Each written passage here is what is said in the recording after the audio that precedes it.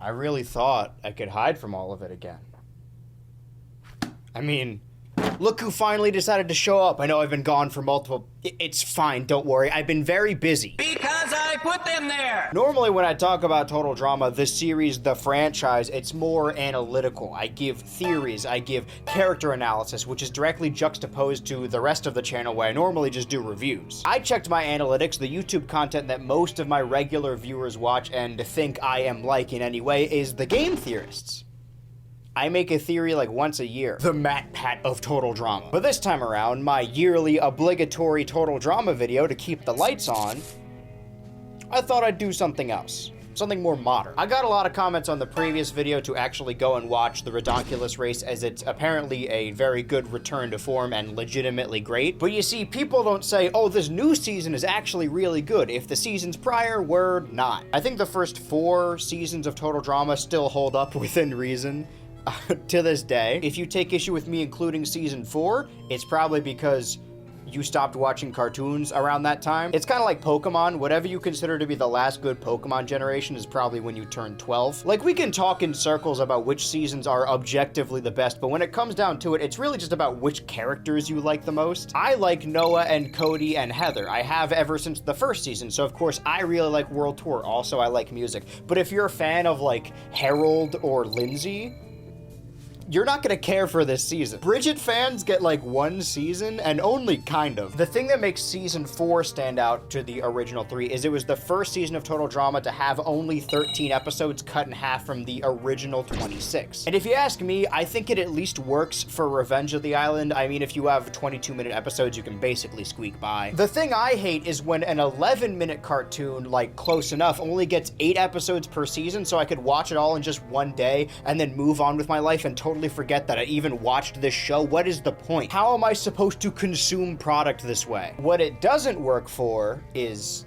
every other season. The first of which utilizes classic Total Drama characters that all act wildly out of character, and the second doesn't get good until like the final 4. It doesn't even matter if the Ridonkulous race was good, because after that, baby show. You guys are babies now. I used to watch Fedora reviewers lambast a show like Teen Titans Go for insulting and butchering a reboot of their favorite 2000 show, and at the time I thought that reaction was kind of silly, but now that I've kind of come around and seen it happen to one of my favorite shows, I kind of get it. The most popular comment on the analyzing every Total Drama character video was about me watching the Ridonkulous race and important details left out in that show that were important to that video. The most important comments on the Izzy video, actually Izzy met Chef when she was in daycare. They were in daycare together. Also, I need help. I shitted my diaper and I put crayons in my nose. Oopsie. This is an 18+ channel, bitch. Take your sensitive ass back to Google+.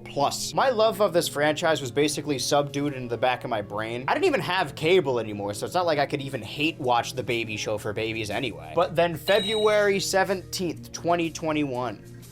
Some good news. It was announced all within the same day that we would be getting a 4th season or book of Infinity Train, an official Amazing World of Gumball movie, and a new official modern reboot season of Total Drama Island in that form. Looking back from the year 2024, I loved that Gumball movie. That Gumball movie rocked, man. What's crazy is all these announcements also fell on the same day of a Nintendo Direct where they were going to announce a new Smash character, so imagine how stoked I was that day. I got an invitation to Smash! I was wrong, guys. His ass does not care. I still haven't played Xenoblade. This promotional image seems to include multiple silhouettes from the original cast. I mean, you could clearly make out Lindsay, Beth, Owen, the Daters, Lightning, Harold, Alejandro, and Heather. And this was really exciting because obviously with the exception of the baby show for babies, the last time we heard Harold talk was in 2010.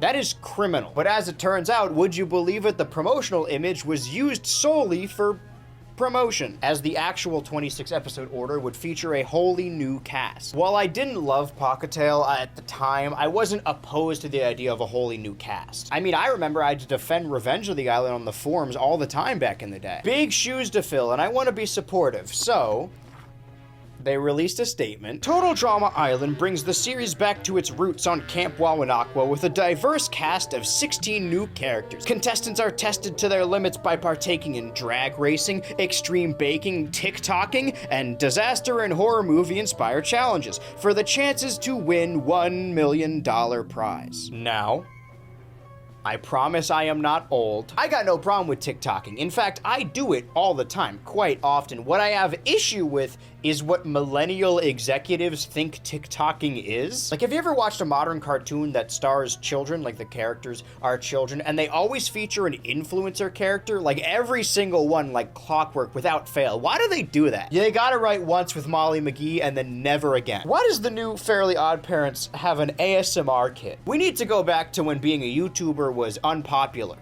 Like when I was a kid and I wanted to be one. Those in glass houses, so on and so forth. This isn't a terrible idea, despite most of that statement ending up not even being true. Total Drama has always been held up by teenage archetypes. I was just too young at the time to know who Seth Rogen or Napoleon Dynamite were. In the 2020s, Total Drama kind of had a resurgence, mostly through the fandom posting videos on TikTok and YouTube videos. I'm not saying I was in any way a part of this. What I am saying is that Fresh TV owes me a lot of money. Nobody has done more for the Total Drama community on YouTube in the 2020s than me. I hate this guy.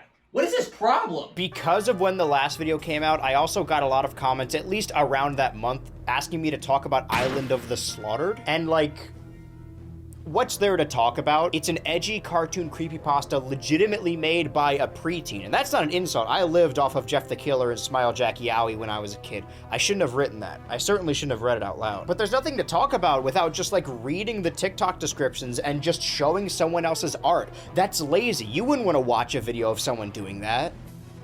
Oh, you have watched a video of someone do? Oh, that's a shame. I'm getting very antagonistic in this video. I look excited. For a while, we were unsure about when or if this new season would come out, and then I made a video about Total Drama. It made a more $1 billion for Fresh TV. I swear to God, when I get my hands on you. And then the entire first season leaked, and I watched it in one sitting in a Google Drive because I didn't want to be spoiled, and then I made a video about it, and most of the comments were, wait a minute, this season is out? How did you see this? So I was wrong. I wasn't going to be spoiled. No one else saw it. Just once in my life, I've never been able to do this. I would like to watch Total Drama weekly without any spoilers, but then, Season 2 also leaked on the internet, but this time it's leaking semi-weekly.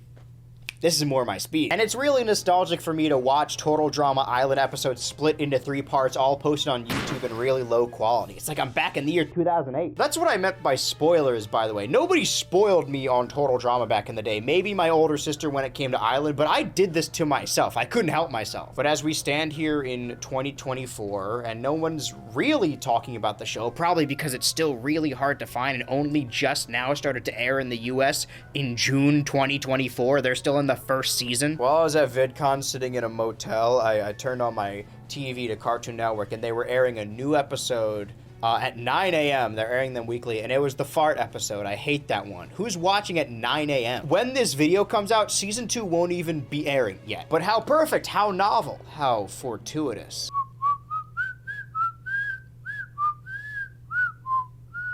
I now have the perfect opportunity to watch the show weekly, the way shows are meant to be watched. I purposefully spaced out Scott Pilgrim episodes weekly and watched one a week, and then the creator went on Twitter and said that was actually the correct way to watch it. You're actually crazy if you want me to watch all of Fallout and Knuckles in one sitting. Yeah, I'll see you in 2 months, buddy. The Bear could be the biggest thing on television. We could talk about it weekly. Why drop the whole season at once? I have a job. Get ready to learn weekly episodes, buddy. What I am getting at in this very long-winded intro, wouldn't be an Ultra video without it, I'm gonna talk about the Total Drama reboot. Or, I tried. See, we've run into our first roadblock already. You see, as I'm filming this, episodes of Season 1 of the Total Drama Island reboot are airing on Cartoon Network, and then those same episodes are being posted, placed on Max every week, weekly. So by the time this video comes out, we will be 9 episodes into Season 1.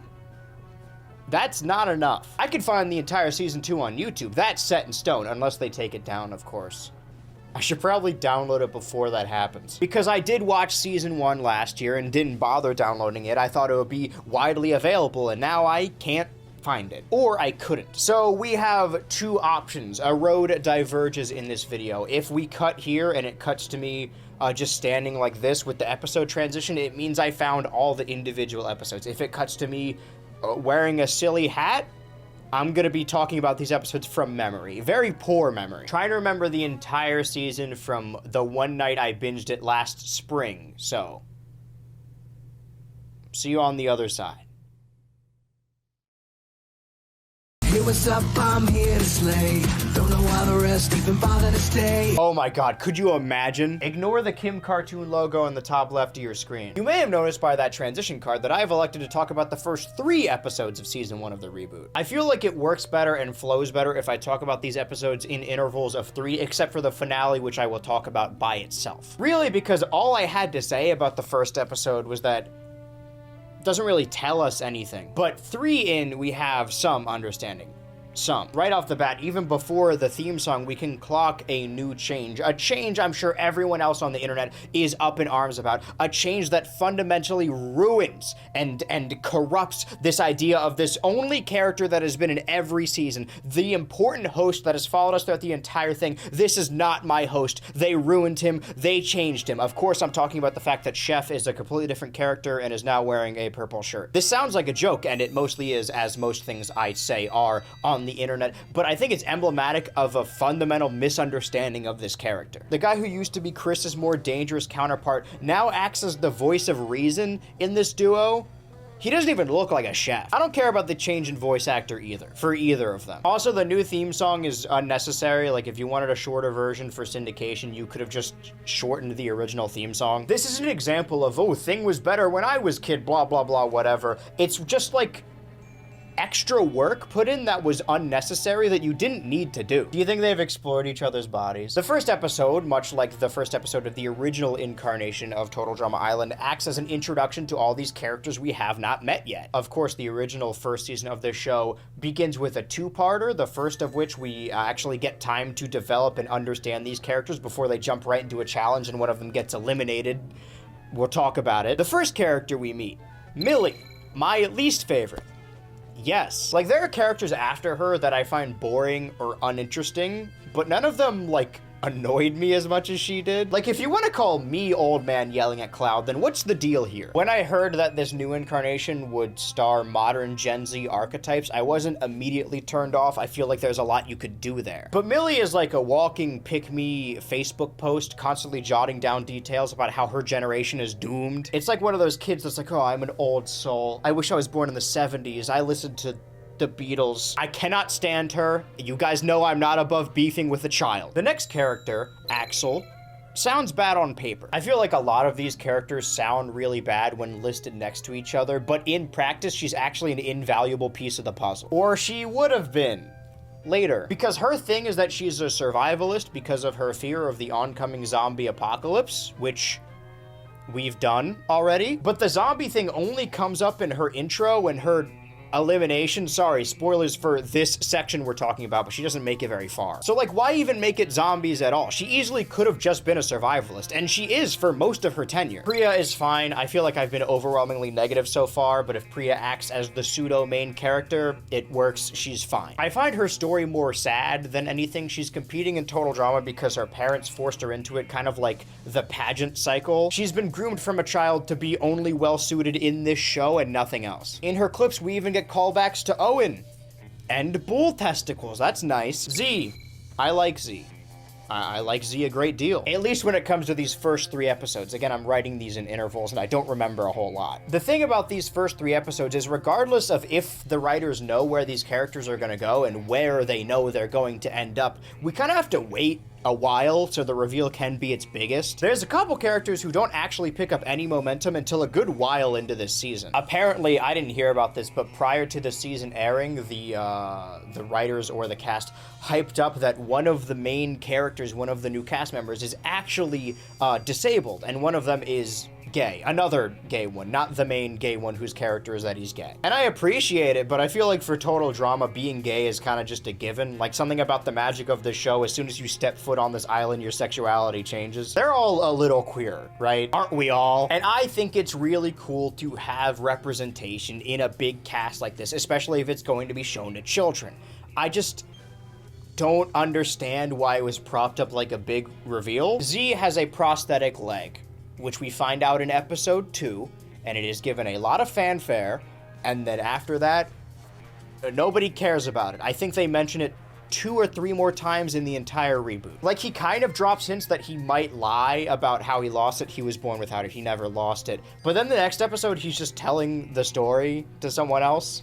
This isn't strategy. I like Z, and I appreciate the representation, but I kind of just kept forgetting that it was even a part of his character, which, if you think about it, is actually really good representation of disability. It's not something you think about all the time. If you were a hardcore fan of the show that was posting every week, it was coming out and big part of the fandom, and you were upset that I didn't like Millie, you're not going to be pleased about what I'm about to say. I love Ripper. He is one of my favorites of the new cast, and maybe, like, he's in the echelon of favorite Total Drama characters. Not just because he shares a name with the character from Stoked. I will defend Ripper with my life. We've been severely lacking in a character who's a bully and is also comic relief since, like, Scott. And I love Scott. Not to get into the deep psychology of stinky doo-doo, but I feel like most gross-out shows kind of misunderstand the purpose of a fart joke. Farts themselves are not funny. A sound might be funny, but the main comedic aspect of a fart is when a character is reacting to a fart, mostly negatively. It'd be really unfunny if they were, say, a fairy floating around smelling farts because they like smelling. I'm never gonna watch that fucking show. Guys, I'm not Ripper. I just respect him a lot. I don't even really love the fart jokes, and trust me, we're gonna talk about it. Damien! Remember earlier when I said there were characters I found really boring? I think the gimmick of guy who's never seen the show is funny enough early on, but deep into the show, into later challenges, it just becomes guy who is scared by all the challenges, which is most of the cast. It's kind of like Trent syndrome, where he's supposed to be the straight man character reacting to the rest of the cast, but I feel like Total Drama is one of the few shows that doesn't need a straight man character. I mean that in the comedic term and also the sexual term. The original Camp TV pitch had Trent as the normal guy, and I feel like Damien slips into that category more often than not. By the end of these 3 episodes, he does decide to purposefully get himself voted off, which keeps exploding in his face. He's a bit character there for jokes. I just don't really care about it. Lauren. I'm sorry, guys. Guys, I know. I'm on the internet. I am enlightened. Ooh, we all love scary goth girl. But she isn't scary? And I don't mean like, this cartoon character isn't scary enough for me, the man in his 20s. I mean like she reminds me of this hamburger helper meme from my sick and twisted mind. Like, it's kind of embarrassing how hard she's trying, which in a way is a very realistic representation of this type of teenager. In like 2018, 2019, when I went to go see Joker in theaters, there was a neckbeard who was laughing really loudly every time something gory happened on screen. And I wasn't scared, I was more like embarrassed that he was trying super hard to make us think he was fucked up and spooky, like way too hard. Lauren is like that. Like in the challenges when she's beating up a bear, that's actually in canon intimidating, but everything else, she's doing like nursery rhymes, and I feel like I would at best find her as a nuisance. Bowie is actually the next character on the island, but I'm gonna skip to Chase next so I can round out the Ferocious Trout, which is their team name. Chase is oblivious to how much everyone hates him. That's basically where he starts. Making him a prank channel douchebag is a really clever idea. I was worried that every new cast member was going to be a different type of influencer because 2023, the world's a stage. Chase's main characteristic early on is that his ex-girlfriend who dumped him after he cut the brake lines to her car and she drove right into a pet store, Emma, is also on the island. Neither of which knew about the other's presence until they get there. Chase wants to get back with Emma, and Emma wants Chase to die. I guess now's as good a time as any to talk about Emma. Another stoked character. I like that she's a loser. Like, not in a Beth or Harold way where she's like a cartoon nerd. I mean, just like her vibes are atrocious. She does her patented Emma dance in the second episode, and I love losers. I didn't skip over Bowie, I'm gonna talk about Bowie. When you set out to write the gay character, you have a tendency to write what I call Netflix gays. Like, you saw one Instagram post and you're like, okay, I know what these queers act like. Say what you will about queer baiting, but I felt way more representation watching Succession or Always Sunny than I did something like Euphoria or Paramount's Heathers. That's a deep cut. But Bowie isn't actually one of those stereotypes. He's one of my favorite characters. He's funny and cunning, and he's like supposed to be evil, but not really. I love him. But he's not our first gay villain. All right, I've seen the Tyler video. MK doesn't do a whole lot in season 1. And you may be confused by that if you've seen this season. Andrew, doesn't MK steal Julia's hidden phone and download all the confessionals? Yes, but what does that do for MK? Also, I don't know how to grace the subject, but now that I've seen the show air on television, and I've seen this, not pirated, but like this rip from when it originally aired, they changed her design moving forward. It was definitely noticeable in the original incarnation. I'm not gonna say what it is, but you probably know what I mean. Also, beyond the first 3 episodes, Julia and MK don't really interact a lot beyond theft, but they will. Caleb is a wet rag. He's a character like Justin, and although he doesn't do a whole lot, he still gets more lines than Justin does in the entirety of Island. I don't think there's anything wrong with reusing character archetypes as long as they're contextualized differently, but Caleb isn't like a modern fuckboy or a thirst trap guy or a guy who like reads audios on TikTok about doming. He's just a hot guy.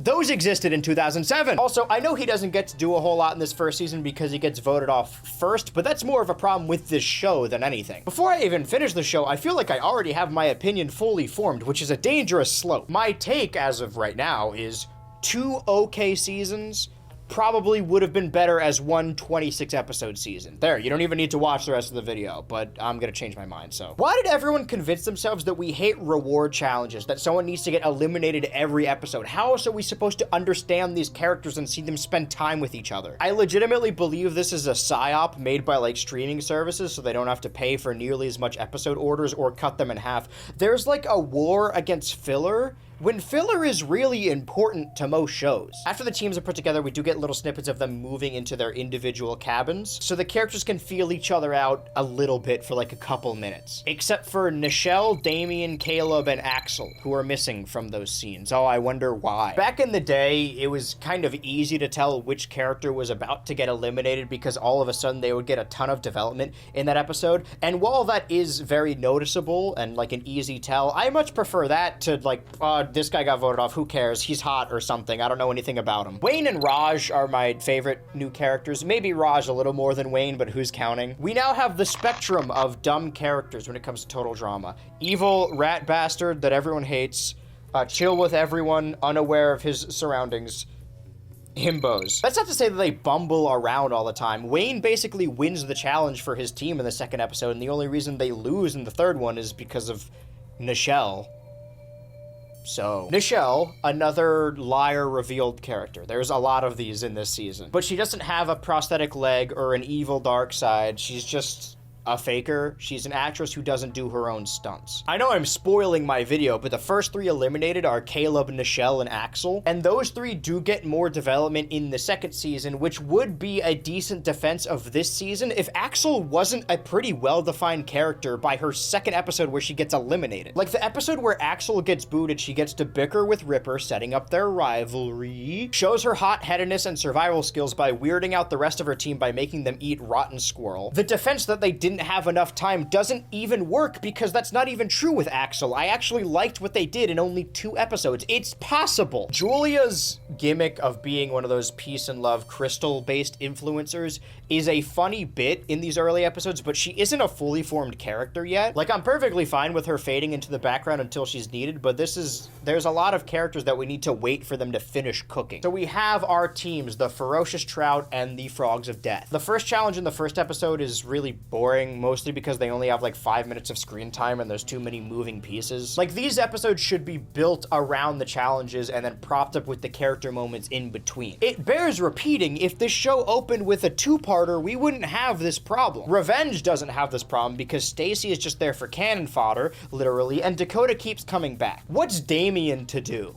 go die. But in the little time we have between the dock and the challenge, we do get some character dynamic set up, at least early on. Priya and Millie become friends because every other girl on their team is crazy and they all sleep in the same cabin. Bowie steals and manipulates Emma. MK steals from Julia, like we mentioned. Wayne and Raj talk about the hotties on their team. Again, Nichelle, Caleb, Axel, Chase, and Damien are really just left out of these episodes. But some fare better than others, as the only development we get actually within the challenge is that Chase is bros with Ripper and oblivious to everyone else around him. And then Axel gets development in the next episode, and then she gets eliminated, and Damien gets put in a tube in the third. I guess I should talk about the challenges now. The first challenge moves really fast. In practice, it's supposed to be a relay race where every character gets to do something, but in actual execution, it's really just the guides and the runners. 2 members of their team are tied together and also blindfolded, and then 2 other guides are there to tell them where to go.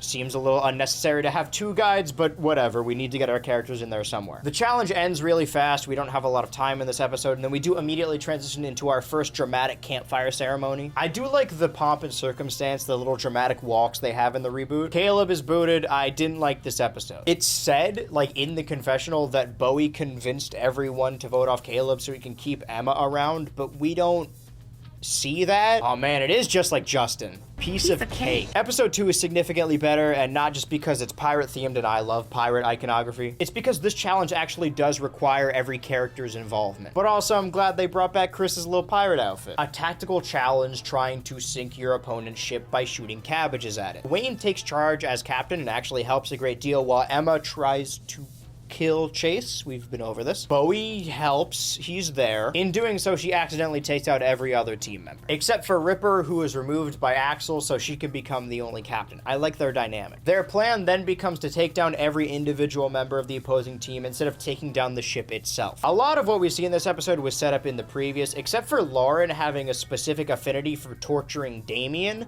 which is set up now, today, right now, in this episode, they set it up now. I don't know why it's specifically Damien, but I don't pretend to understand her. In the end, the ferocious trout lose because Z fails the challenge for everyone in failing to ram the boat into the other one and instead crashes into debris. Z lost the challenge for everyone. And because of this, Axel gets eliminated. Maybe it has something to do with the fact that she fed her team dead squirrel meat, but this doesn't make any sense to me. Like, Axel did sabotage the team by kicking Ripper off the boat, but surely other than Chase, no one else really likes Ripper. And I know everyone gets along with him, and he did just have his prosthetic leg exposed, but this is entirely Z's fault. Like, it was Lauren's idea to ram the ships, but it wasn't the idea that was bad, it was Z. Yeah, I don't know, man. The next challenge has one member of each team trapped in a tube, slowly filling up with water, as the rest of the team has to navigate an obstacle course to get the numbers of the code to unlock said tube. Damien freaks out, and Julia remains calm. The episode, like the previous with Axel, is all about Nichelle, but more about how other characters feel about her than anything she actually does or pertains to her. The Hockey Bros and Emma are starstruck by her star until they realize that she was a faker and cost them the challenge. We do get to see Raj and Bowie getting really close before Wayne interrupts them. You know what, maybe I do like Wayne more. They don't let him make the game plan here, but he basically won them the challenge last time. It's mostly just slapstick, which isn't necessarily bad. Julia isn't as interesting as I know she can be, but that's just what happens early on. She needs more time to cook. Nichelle gets exposed here, and Damien starts his very long quest to purposefully get voted off because he cannot quit the island, as anyone who quits will actually owe the producers $1 million, which explains why DJ is in debt. Or it would have been, had these shows been in the same universe. You can't convince me they are. I don't care what the showrunners said. They're wrong. Nichelle has been the most believable and realistic elimination thus far. So, we've covered 3 episodes, 3 challenges, 3 eliminations. You know what that means. It's time for the corkboard. Here's where our characters are after episode 3. I'm gonna leave the teams mostly separated for now because the only cross-team relationship as of right now is between Chase and Emma, as they have a love-hate relationship. This is uneven. Not a love-hate relationship as in they love and hate each other, more so that one loves the other in the way that he can, and the other wants the other one to die. Over on the Ferocious Trout, we have the Millie and Priya friendship, the Chase and Ripper bromance. I'm just gonna lie this one here because Z is kind of just cool with everybody. Lauren has an obsession with Damien, who is vaguely friends with the normal characters. I'm gonna draw a line between Axel, who I turned upside down because all the eliminated characters I turned upside down so we can remember, and Ripper. I like their dynamic. I think it's gonna become something. The Frogs of Death, actually a lot like the Ferocious Trout, are basically split in half. Over here we have MK, who stole from Julia, who tried to become friends with Nichelle as she did not reciprocate. I guess we could connect the Hockey Bros and Emma to Nichelle because they were all fans of her and all feel kind of betrayed that she didn't do her own stunts. Emma and Bowie were both attracted to Caleb, but worked as an alliance to get him eliminated together, maybe. Raj likes Bowie, Bowie presumably likes Raj, and obviously Wayne and Raj are best bros. My favorite relationships as of right now are the two bromances and the bro romance. And the aforementioned tension with Axel. I just like Ripper. Looking at this board, what I put together, you may think that these episodes were actually really well put together, but this is like mostly headcanons or even like little clips that weren't a big part of it that I put together because I'm obsessed with the show. We're off to a shaky start, but let's see if they serve better in the next 3-episode batch. I know the game and I brought the skill. Crushing players' dreams, yeah, you know the drill. I know I'm the one writing these, but it's insane how much better the show got after I said that. I want to talk about these episodes individually, actually, in this section, but that's just because episode 4 is the best episode I've seen so far. Total drama is at its best, at least in my opinion, when there is no main character. Nobody fades into the background and everyone has something to do. And that's this episode, episode 4. There may or may not be a cat currently trying to eat the yarn off of my corkboard. Sure, we get a suspicious amount of Lauren screen time all of a sudden, but they seem to have cracked the code on her character. Finally, I can't wait to see more of her. Huh. Like, instead of being little girl scary movie creepy, she's intimidating because she's angry. The challenge of capture the flag, but the flag is a skull and also heavy artillery is there, is very basic, but is perfectly propped up around the episode, or rather the episode is propped up around it. Managing to do that while also giving our characters downtime to flesh out their individual relationships. Chase tries to win over Millie and Priya, but they snap at him. We see something we see very little of in modern day total drama. Of course, I say modern day to mean like the last decade, which is the characters reacting to the previous elimination. The Hockey Bros are still heartbroken about Nichelle's deceit. Priya and Millie think they need a third person to round out the numbers of their alliance, as Chase and Ripper have a hardcore bro-migo alliance, and they don't even consider Z, they go right to Lauren. Lauren takes Priya's niceties as an insult, and now Priya is on edge. Yet Lauren still focuses on hurting Damien, who wants to leave. She does have like creepypasta powers later, I think. And this isn't just an example of development and then challenge is just a handful of people. Everyone still has something to do. Julia avoids the challenge, MK hides and hacks, Bowie spends time with the Hockey Boys, who, by the way, make the game plan for the challenge again. Why does nobody respect them? They're often right. Bowie falls on top of Raj, it's a meet cute, it's very cute, but that's just a piece of the puzzle. Chase accidentally gets inside Emma's head, Damien is put in charge of Lauren, who gets her hands on a jackhammer. Ripper hurts his teammates, mostly Priya, who's been working with Millie all episode. Z is nice to everyone. It's not super important, but it's a funny gag. Which is important. This is the first episode in the season that genuinely made me laugh. That's integral to total drama working. It's not the slapstick and the farts, it's the banter. Z and Ripper bond on defense. Julia kind of soft accuses MK of not helping, even though she was hacking to help her team the entire time. Emma does vouch for MK, but when no one is around to hear. I'm gonna keep saying this. They blame Lauren for losing the challenge as she did not deliver the skull when she was supposed to, but Emma never would have crossed the finish line if it wasn't for Z. I just want to put that in the bucket of Z costs everyone, makes them lose, but nobody seems to care. He's too unassuming, but Z is important. Priya wants Ripper gone because he's loud and obnoxious and smells, and may or may not have used her as a human shield. Lauren notices this and finalizes a deal with Priya, but Lauren is the one who ends up going home this time. She takes the skull and vows vengeance. I thought early on that this meant she was going to sneak back on the island to get her revenge, not in an Izzy way, more of a Dakota way, but not being back on the show. Just like there to cause havoc, not competing. I thought what they were doing initially is they're punishing Priya for doubting Z, who is now close friends with Chase and Ripper as they have the numbers advantage on their team, keeping Ripper in the game. If they actually did decide to work Z over early on, Ripper would have been gone. But then they hint that maybe Millie lied about voting for Ripper as she really wanted Lauren gone, more so than Ripper is confusing, but what a fantastic episode of total drama television. How are they going to keep this up? There's a reason I decided to talk about these episodes separately. The next episode, immediately following my favorite episode of the season, the infamous fart episode. I'm sure you've heard of it, or maybe even seen clips. Now listen, do I think someone was getting off on this? I don't know. I just know that I find it really unfunny. At its very best, it's just boring. I really don't care. I find it hard to look at the screen. Career-defining fumble. Julia snaps on a velociraptor.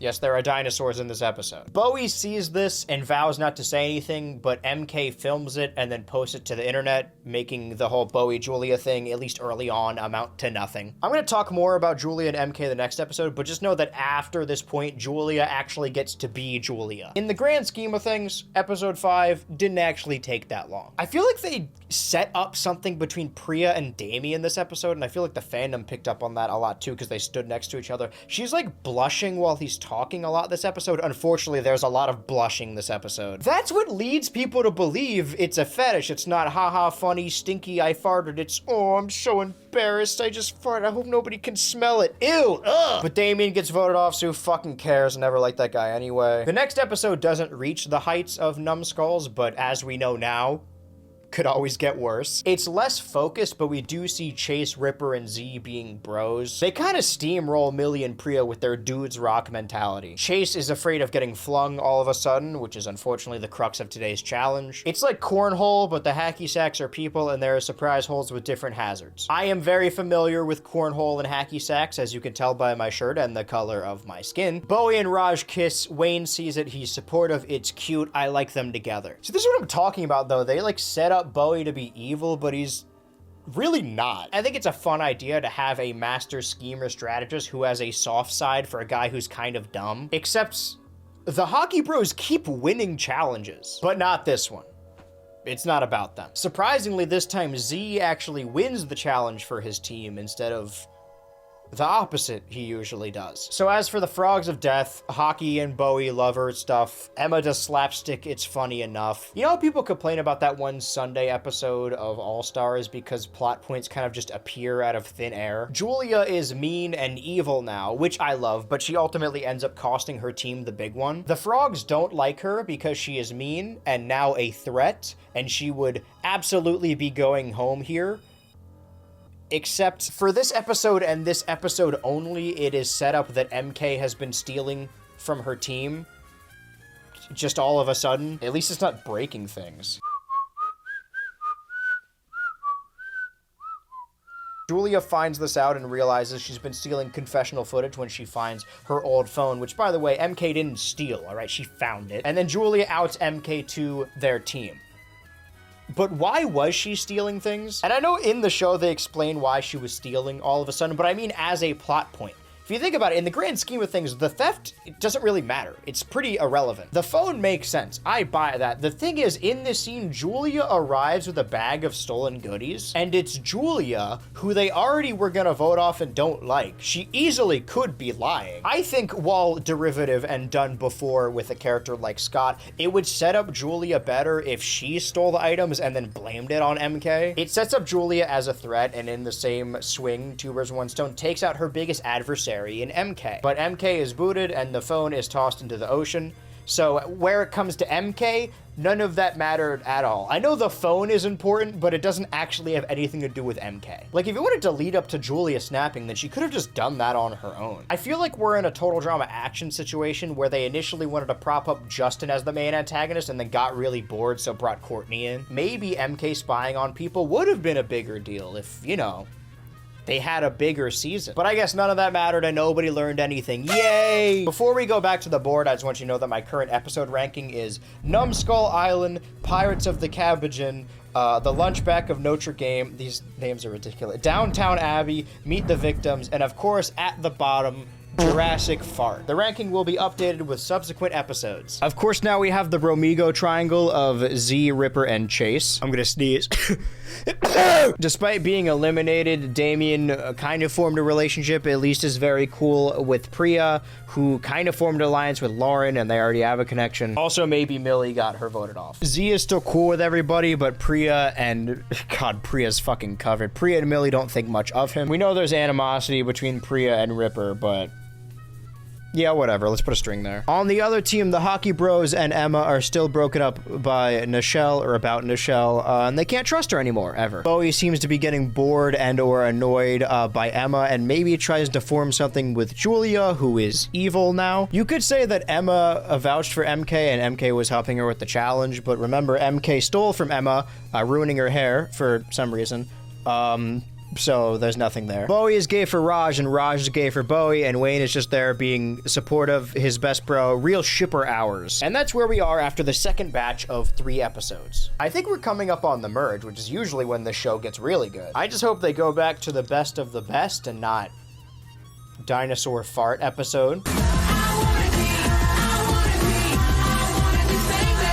We now live in a post-merge world. Is episode 7 pretty early for a total drama merge? Yes, but here's what gets me. Episode 7 is when the merge activates, a merger of 10 contestants. That's about when the merge happened in the original incarnation of Total Drama Island. Of course, 2 characters came back, making the finalists 12, but that doesn't really count. But 2 characters get booted in the first episode of this package. The first episode of the merge, 2 characters get eliminated, taking our finalists down to 8, which is where most other Total Drama merges happen. Which wouldn't be an issue if the different teams interacted at all. Like, if you rewrote the egg challenge to be pre-merge, nothing would have changed. Like, yeah, Emma and Chase get back together, but they were the only opposing team members that interacted before anyway. What I'm saying is that the teams merge, but then everyone still kind of stays in their little handful they carved out, with a few exceptions. Like, Priya still beefs with Ripper, who's bros with the bros. Bowie and Julia have more of an overt feud than them pretending to like each other. Really, the only major thing that happens over these next 3 episodes that cross the normal team lines is that Emma and Chase get back together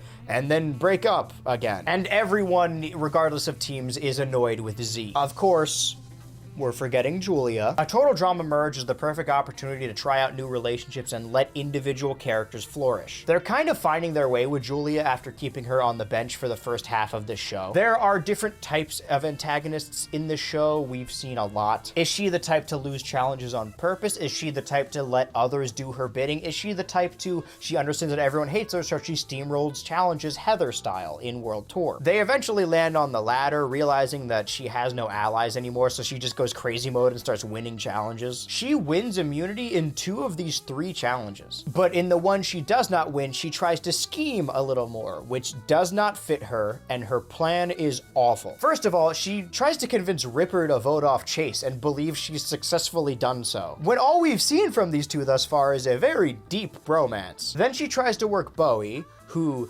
hates her. She basically accidentally gets Emma and Chase back together. She also threatens Ripper by saying, "We're next on the chopping block. People hate Chase just as much. We should feed him to the birds." If that is in fact true, why would you want to get rid of Chase? Is he not the buffer? If people don't like Chase or Ripper, you are inclined to keep them around so people do not focus all that hate towards you. I know they're smelly and gross, but Julia would legitimately be better suited along with the bros. She eventually lands on teaming up with Millie and Priya, who both understand that everyone hates Julia, so if they target their alliance, she will be the first to go. Julia, they're doing your plan, but better and to you. I still haven't really come around on Millie. They're hyping up that Priya's been like training her at the beginning of every episode. I like those vignettes. I think it's a bold move for her to just straight up bail on challenges. Let's focus on the major through lines post-merger. Obviously, the aforementioned terrible Julia strategy. On the other end of the game, Bowie is still working Emma. Initially, I thought he didn't care for Emma and was just using her, found her annoying,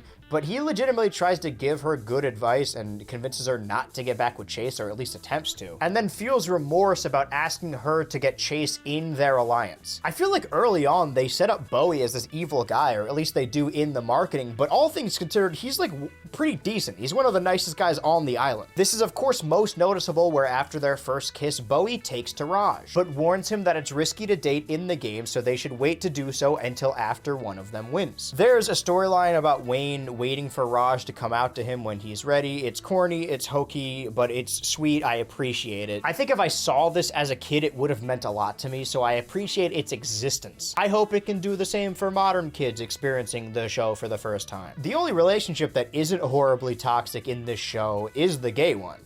Speaking of which, during a near-death experience involving a cassowary, I'll get into that, Emma believes that Chase finally apologized for almost getting her killed, so they kiss and then get back together. But then in the next episode, it's revealed that he actually didn't apologize, so they split up again. Then in the next episode, they end up sharing a boat under dire circumstances. I wouldn't necessarily call this development. I thought, and it kind of seems that way in the disgusting eating challenge, that Chase was finally gonna wake up and realize that Emma doesn't like him, and then actively like work on her downfall, and he does in that challenge, but then doesn't after that. Chase is honestly kind of fucked, considering he lost all of his trout bros. Eliminations. Due to extreme injury, the hockey guys, Wayne and Raj, are forced to leave the island. Knowing we have 16 characters, thus 15 eliminations, and only 13 episodes, we knew they had to double up somewhere. And if you're going to eliminate 2 characters at the same time, why wouldn't it be the 2 characters that are constantly paired up and never apart? Could have been Emma and Chase, that's all I'm saying. Which is painfully predictable, but hey, what are you gonna do? Give yourself more than 13 episodes? I'm sad about it, not nearly as sad about the loss for Ripper, but Ripper gets eliminated because Priya and Millie don't like him, and Julia has immunity. Who else are they gonna vote for? The show seems to have actually set up several potential antagonists early on and are now streamlining their processes and narrowing it down to the main one. They're figuring out which ones work and which ones don't, especially if you just give all the MK phone stuff to Julia or Bowie. They kind of accidentally made Bowie really relatable and enjoyable and like a nice guy, which I know was an accident because I remember how the season ends. All the Ripper points really just went into Julia, making her my new favorite character. It doesn't help that Z gets eliminated next, as he tried to make alliances with both alliances, annoying everyone in the process. All my favorites, all my bros, all my fellas gone in an instant. Not to cry all-star Lindsay, I hope you know what I mean, but Z is cartoonishly dumb in the episode he gets eliminated. Like, he got a lobotomy between episodes. Most of the Z bits I liked are more about him being unbothered than him being stupid. Like the bit where he dominated the disgusting eating challenge but then puked as soon as he drank milk. Based. He's so real for that, I hate that shit. You can go sit and spit on my brittle bones. The main stories they're setting up for the future is hyping up Julia as a threat,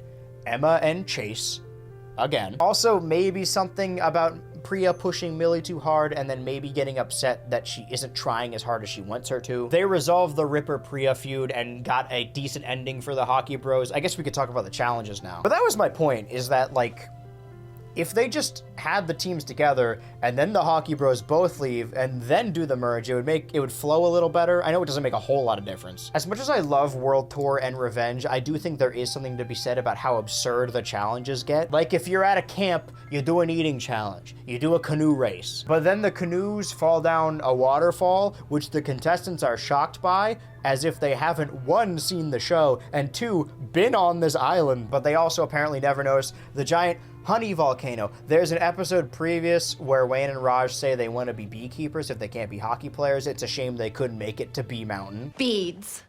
Bees? Beads. Beads? Job's not on board. I have to use Arrested Development clips every time I talk about this show. The bees are like weirdly more fluid than anything else in this show. Stealing eggs from a dangerous bird, tried and true while also being basic enough and a good representation of how horrifying your country is. Good representation. I would love to be accepted in someday. Yeah, the challenges are fine. The weird thing about the gross eating challenge, first of all, they hype up Chef Hatchet finally wearing his chef costume, and it's wrong. I hate this chef dude. It's my least favorite part of this reboot. He warns the kids about a gross tapeworm and begs them not to eat. Dude, what happened to you? You used to be cool. It used to be about the music. Oh yeah, they eat a tapeworm. I did talk about that last video. I missed an episode. Anyway, the downside of that, as opposed to the other episodes, is when a contestant bows out, we don't see them again until the elimination. That isn't a complaint or a mark of poor writing. If anything, more just a casualty of business. Upside, Millie leaves the episode early. Downside, Bowie also leaves the episode early after barfing a rainbow. Happy Pride, everybody. It's Pride when I'm writing this, but not when you're seeing this. Before we throw it over to the board, the new ranking is Numbskull Island, Pirates of the Cabbage'an, Severe Eggs and Pains, The Wheel of Vomit, The Launchback of Notre Game, Paddlefield Earth, Downtown Abbey, Meet the Victims, and of course, still at the bottom, Jurassic Fart. I don't think anything could reach that level of bad ever again. You really just have inserted yourself into most of the videos this year, huh? I'm trying to do an analysis of I could take these down now. Now, surprisingly, not a whole lot changes despite these 4 getting flipped turned upside down. I guess we could put a line more strictly between Ripper and Priya, even though I think we already have, now that their rivalry is, their whole story is complete.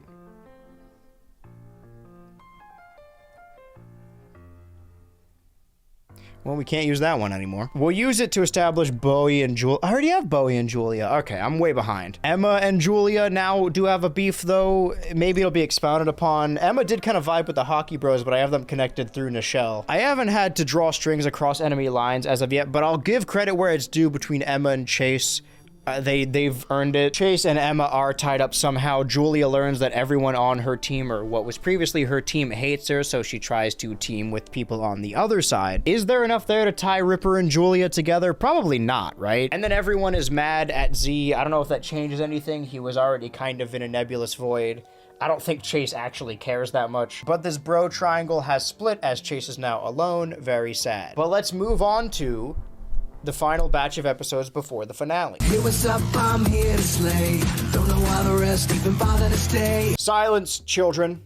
Bowie is cooking. It only took him 10 episodes, but Bowie is now actively moving the competition forward. Nobody is better at talking about violence in movies and sex on TV while reviewing total drama than me. Ugh, I hate this guy. What is his problem? Basically, where we are in the series, it's now time to make a decision on whether or not Bowie or Julia will be our primary antagonist. Because it's pretty clear, even from the jump, that Priya is the main protagonist and Millie is there as kind of an audience surrogate. As much as I'd like to talk about these episodes individually, like I did with some sections, ultimately, they're kind of just all focused on the same thing that is brought together in the penultimate episode. So the episode 10 challenge is an endurance test of who can stand on a pole in the water for the longest. That's all. Simple, sweet. It forces our final 6 to interact. But again, they don't really. Like, it won't happen again until after. Because Emma is the only one personally invested in Chase, for better or for worse. The rest either ignore him or find him annoying. I feel like they made a big deal about Julia joining the Nerd Alliance in the last episode, and then they drop it in this one so that she can insult them, and then they bring it back in the episode after this. Basically, all you need to know about this episode, aside from having some pretty funny bits, is that Chase knocks over all the other contestants, aside from Emma, trying to get pizza. But Emma believes this was a selfless act from Chase to prove his love to her. Chase gets eliminated because before he flew under the radar, but now he has personally inconvenienced everyone. Emma promises that they will begin dating again once the season has ended. Bowie is annoyed by this. Again, pretty good friend. I'll be honest, although I do think they are at their best in this crop of episodes, these next 3 kind of alternate between the Julia plan and the Bowie plan. Bowie doesn't really do anything in the selfie challenge. You'd think that because I dislike the poor handling of modern trends in these shows that I would dislike the fact that the next challenge is the contestants trying to take selfies with dangerous animals. But I feel like that's not even that far off from something that could have happened in the earlier seasons. Still holding out for those drag racing and TikToking challenges I heard so much about. However, this is the batch of episodes where Bowie says the line, "It's easier than taking a ring light from an influencer." They used that clip in the trailer, and I think it did not help this season's reputation. As much as I like conniving schemers and cheaters, it's nice that everyone in the camera challenge is actively trying to win. Because Julia realizes she can't keep up her alliance with the nerds. Hey, maybe you shouldn't have insulted them to their faces. But while Emma did have individual relationships with Julia and Bowie, the latter of which ending in more of a rivalry as she resents and is upset that Bowie actually never liked Chase and publicly shit-talked him to her while they were shit-talking him together. But with Emma now eliminated, the final 4 do move in an interconnected circle, even if Millie and Priya are interchangeable in this circle, or so we thought. I might as well just talk about the challenges now. The penultimate challenge of season 1 of the Total Drama Island reboot is collecting tokens in a cave, like a video game. There's even a waterway moment, like a little mini game, where I pointed out my screen and said, "Oh, Super Mario RPG!"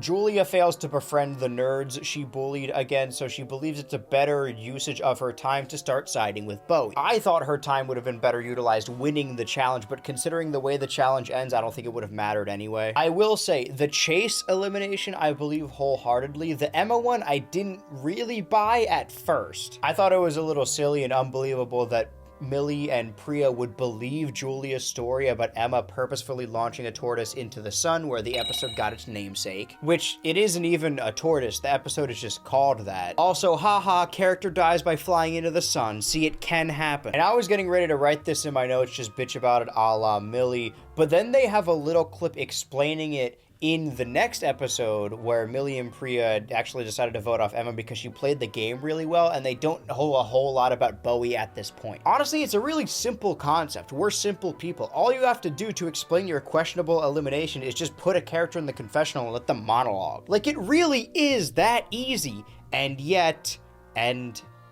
There have been 2, let's call them hanging chads in this season thus far. Millie has secretly been writing notes for a book about how fucked up Priya and her family are, and Priya is not privy to this, while Priya is also annoyed that she has to keep pushing Millie to try harder. This is rectified a little as Millie plays a lot better in these episodes, except for the cave one. While I'm sitting here talking about the sun, arguing factual lore statements that people got mad about, I said in the previous Total Drama video that this series, this reboot, these seasons very clearly take place in a split timeline. A timeline where maybe only the original incarnation of Island exists, at the very least before the island sank into the ocean because it got fracked so much. But in the Token episode, there is toxic waste inside the cave, a cave that we don't even see until Revenge, so what's happening here? Is this a Mario Galaxy situation where it takes bits and pieces from every season and just kind of mushes them together? Let's find out next season. And the other hanging chad, MK's phone. I'm gonna be honest, I forgot it came back in this season. I actually thought it amounted to nothing. In episode 10, when they're standing on the poles, Bowie spots the phone washed up on the shore. Somehow. Like, legit, it's meters away. Which still miraculously works. He spends most of his time snooping, watching clips of Raj and Emma, the 2 people he legitimately cared for and about this season. Like, he isn't a bad guy until the exact last minute of this season. But this is where Bowie finds out that Millie has been writing incriminating things about Priya in her notebook. Millie, of course, has since realized that friendship is magic and refuses to write the book anymore, but the damage has already been done. Bowie loses Emma, so his game plan activates. Again, the very last moment. He purposefully slows down Julia in the token challenge, which it's still Julia, she still nearly wins, which gets Priya immunity. Julia believes that Bowie is going to vote off Millie with her because they have the numbers advantage, but Bowie does not do that. In the result of a tie, there would be no sudden death. Instead, the final contestant with the most previous immunity wins would go on to the final 3, so Julia. And while in the long run, I think Julia would have made a better final antagonist, at least to Millie and Priya, the moment where Bowie finally bests her and boots her off is very cathartic. Fantastic. It's like the only part of All Stars that I like. Plus Scott and Courtney. The Nerd Alliance believes that Bowie just played himself into a 2v1 disadvantage, but the episode ends with Bowie secretly gifting Millie's notebook to Priya, thus outing all the hurtful and harmful things she said about her. No more friendship, Bowie stays on top. Have I mentioned that I dislike Millie? I can't wait to see what horrible fates befall our beloved cast in the final episode of the season 1 of this Total Drama Island reboot. These episodes weren't the best of the best, definitely not even the best of this season, but they're consistently good. I'll put The Truth, The Pole Truth, and Nothing But the Truth above Cabbage, because not only is it engaging, but I think Bowie and Julia are both really funny in it. Then I'll put Tortoise, Rigamortis, and Caved by the Bell beneath Cabbage in that order. I just didn't love The Cave. It's not super funny, and nothing interesting really happens until the end. Also, the way the challenge ends isn't outside the confines of the game, but that doesn't make it any less stupid. I feel like I've never had less to say about this board, but if anything, I feel like that just means that our finalists are really well developed. There are already lines between Julia, Emma, Bowie, and then also Julia, Priya, and Millie. I guess now we could firmly say that Bowie does not like Chase, even if he might be done with Emma now. If he even liked Emma to begin with, I'd like to believe he did. These strings are good. This is actually incomprehensible. Yeah, I mean, Bowie's in the finals with the girls, so they kind of have to be connected. They've interacted a lot now. He turned them against each other. They're connected. Priya's really a mess right now. Speaking of really elaborate episode titles. I know the game and I brought the skill. Crushing players' dreams, yeah, you know the drill. Cum Laude?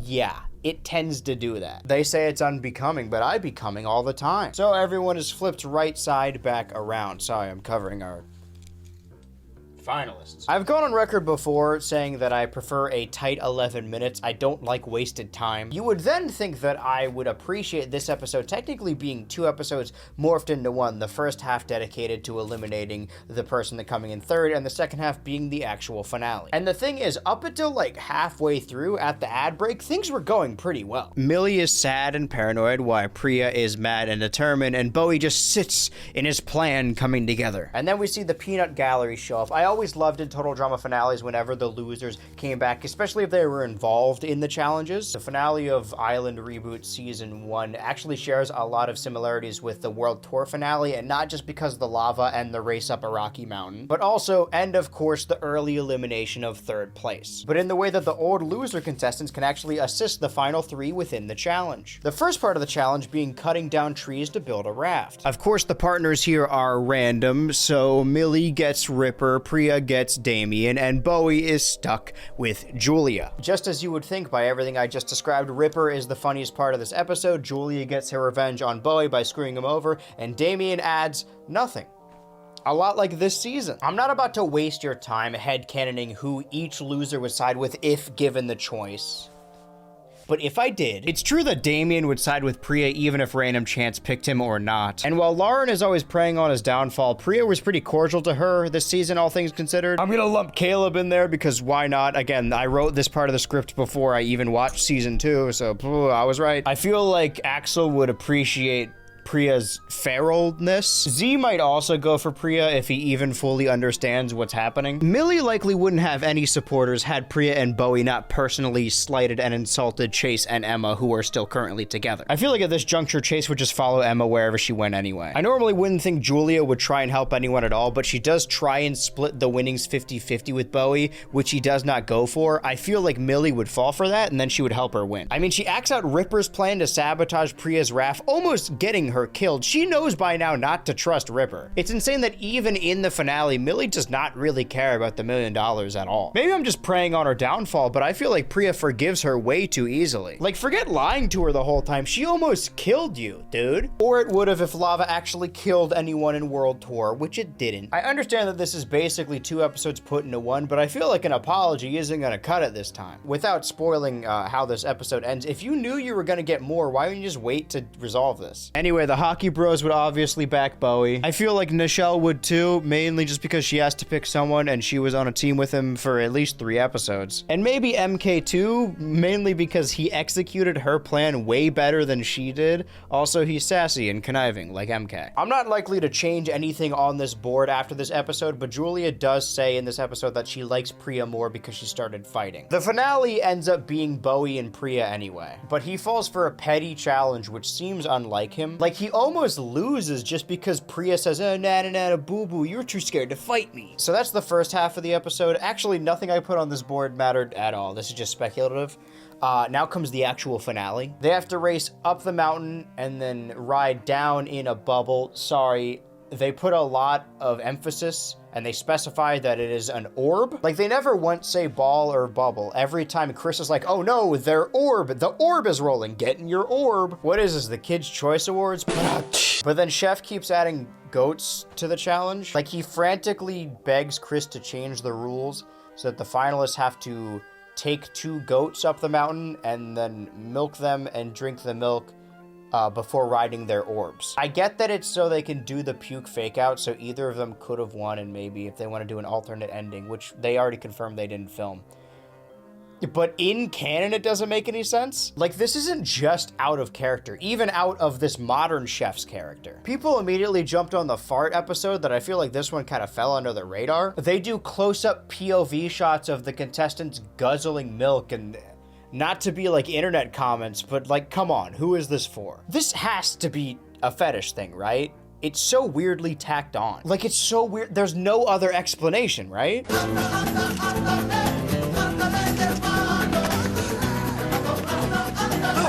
And yeah, sure, you could argue it so they can obscure their orbs so that they're neck and neck and whoever the winner is a very last minute thing, but it doesn't need to be milk and it certainly doesn't need to be puke. By the way, in this episode, Priya says she never pukes, which is not true. We saw her puke like 6 episodes ago. They do call back to that episode when Z mentions how much he thinks milk is evil, I love Z. I initially thought they did this so that they could re-edit the episode to have potential alternate endings. The version I watched for this, the Italian Kim cartoon version I watched, Priya wins. Priya is the canon winner. Pretty predictable ending considering the season, but hey, a pretty decent ride up until that point, at least in the later half. But I'm really interested to see if the version that airs on Cartoon Network and Max has a different ending, like if Bowie wins. Because they easily could just have Bowie win in the West, just have his orb open sooner. But will he? Of course, we know they didn't.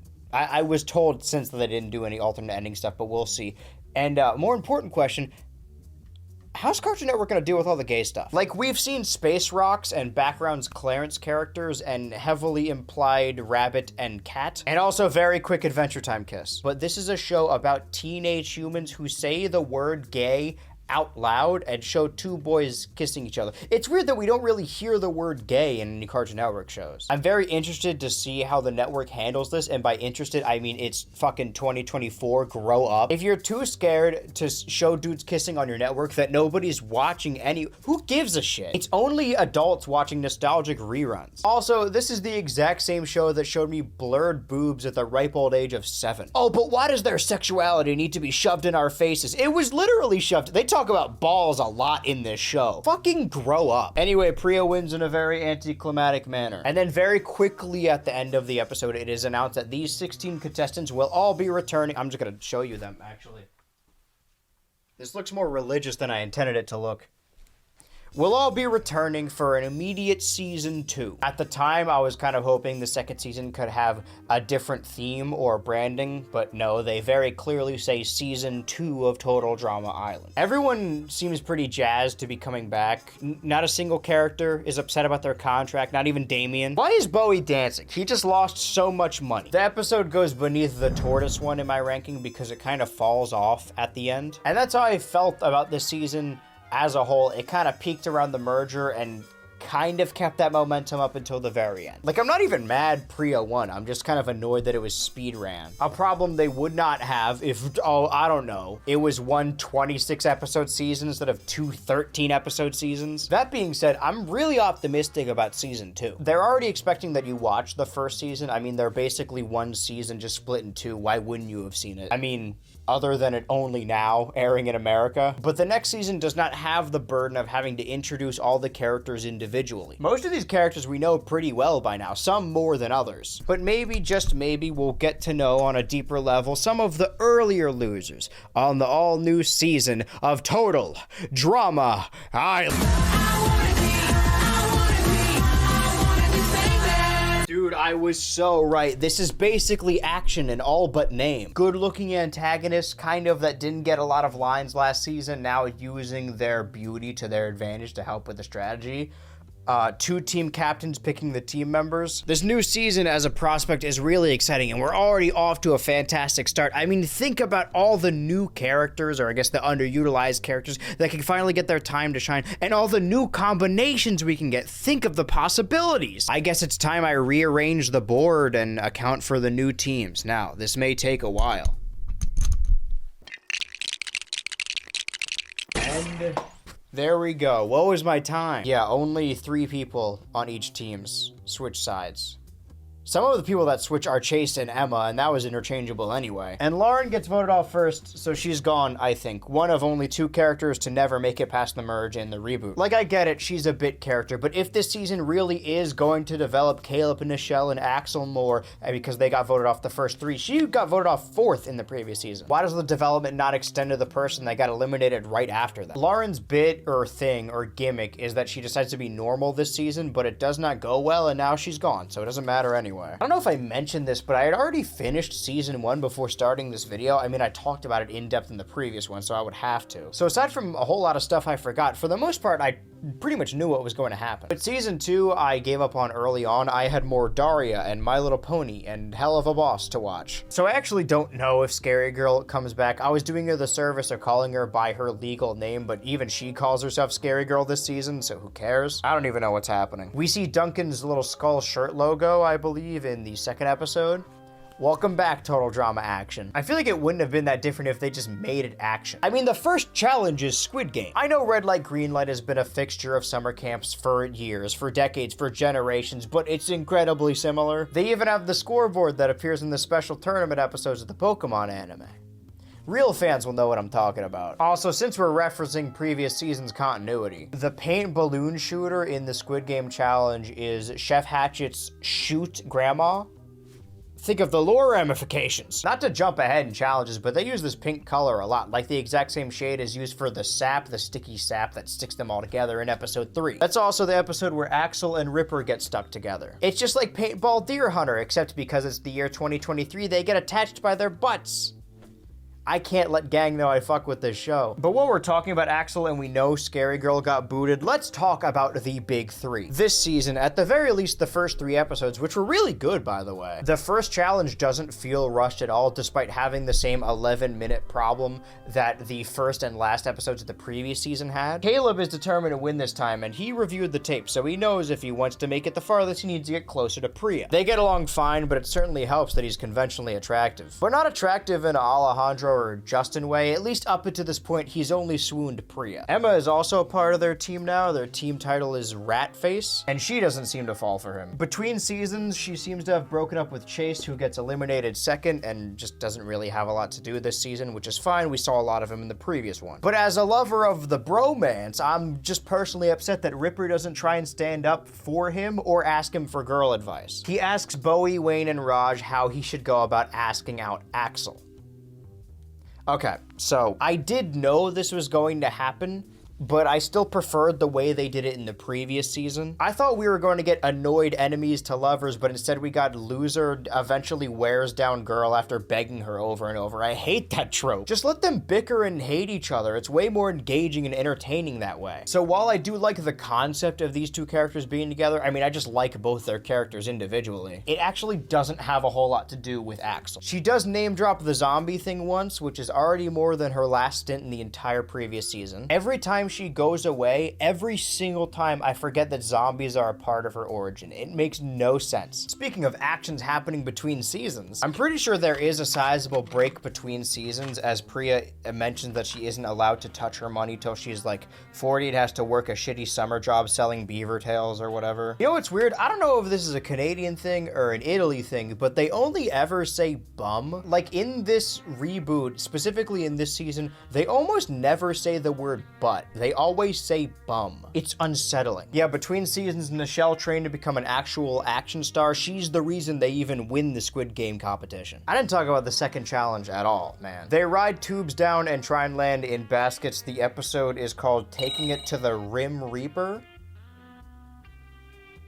Didn't want to do another draft of that, or... Rim Reaper was my nickname in college. That's a joke. I flunked out of college. Ratface basically wins everything and works as a well-oiled machine until MK starts cheating and Millie tries to murder Damien. I'm gonna put up the skunk butt logo because I forgot to do that. Like, as much as I'd like to add more strings to this board, Damien and Nichelle spend more time together, or at least they stand next to each other, and Caleb is working over Priya. But overall, as a group, they're kind of just one unit. They're all pretty good friends. But then Millie, not even accidentally, betrays Damien's trust and tries to throw him down a trash compactor, basically. Fool me once, shame on me, but this is Millie's second murder attempt in the span of 3 episodes. And just like last time, Damien almost instantly forgives her.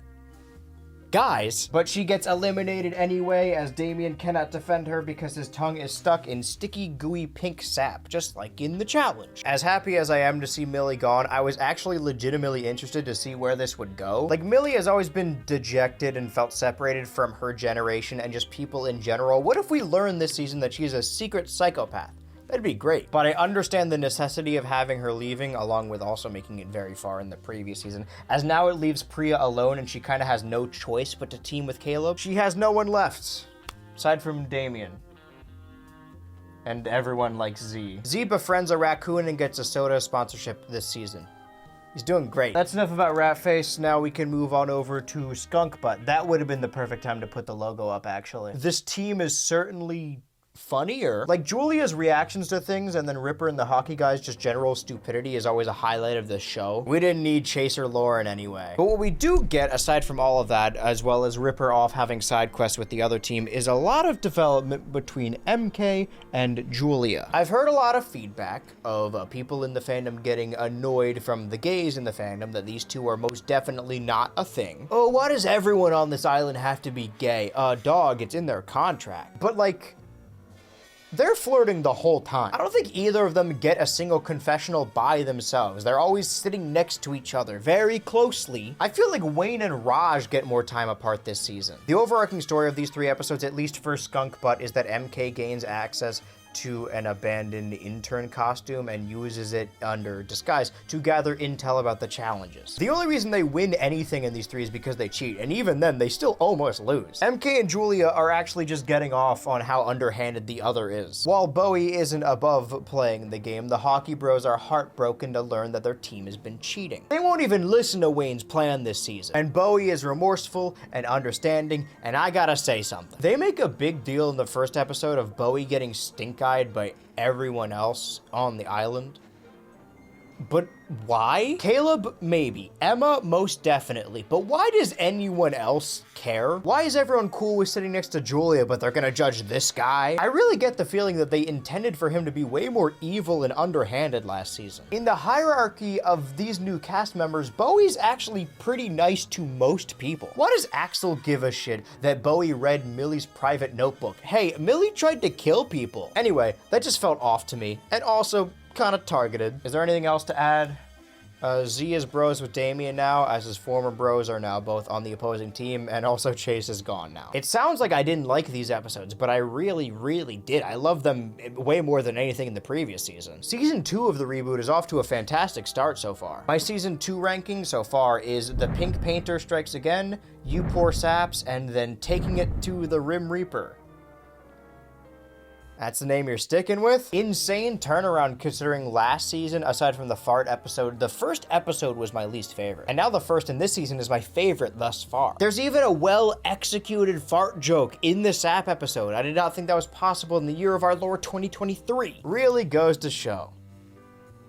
Millie was holding this show back. Also, now they found their footing and can do a lot more with these characters without having to reintroduce all of them. Will Caleb get to the finals with Priya? Can anyone stop Nichelle? Is Emma going to fight better now that her only distraction was booted early? Will Wayne and Raj refuse to cheat, putting Bowie in an uncomfortable position? Will Julia and MK ever get a room? Will Ripper and Axel end up together? Damien and Z are also there. They help. Hey, what's up? I'm here to slay. Don't know why the rest even bother to stay. I have a lot to say when I'm upset or annoyed. Like, if I don't like something, you're definitely gonna hear about it.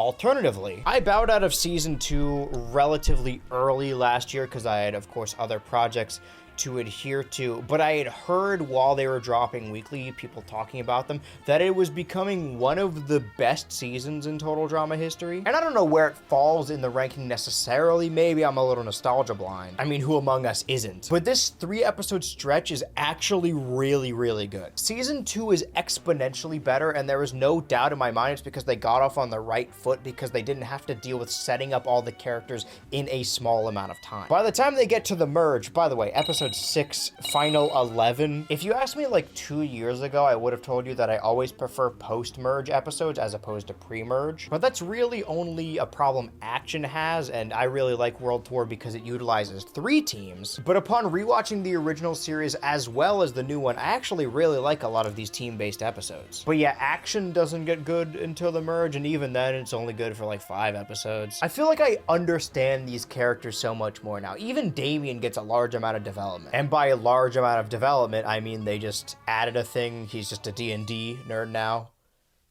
Sure. Fuck it. Good enough. Welcome back, Leonard. See, if you want to make your normal guy character interesting suddenly, you don't have to make him crazy. On the other end of the coin, Nichelle is really good at playing the game, And then she's gone. The only other character aside from Lauren in the reboot to not make it to the merge. I like that they kept Julia and Nichelle's jealous rivalry, and Julia was even the one responsible for Nichelle going home. But I'm also going to be very annoying about this, as I am with most things. I mean, that's why you're here. When Damien tried to quit in the previous season, basically the same season order, Chris said, "You can't quit. If you do, you owe us $1 million."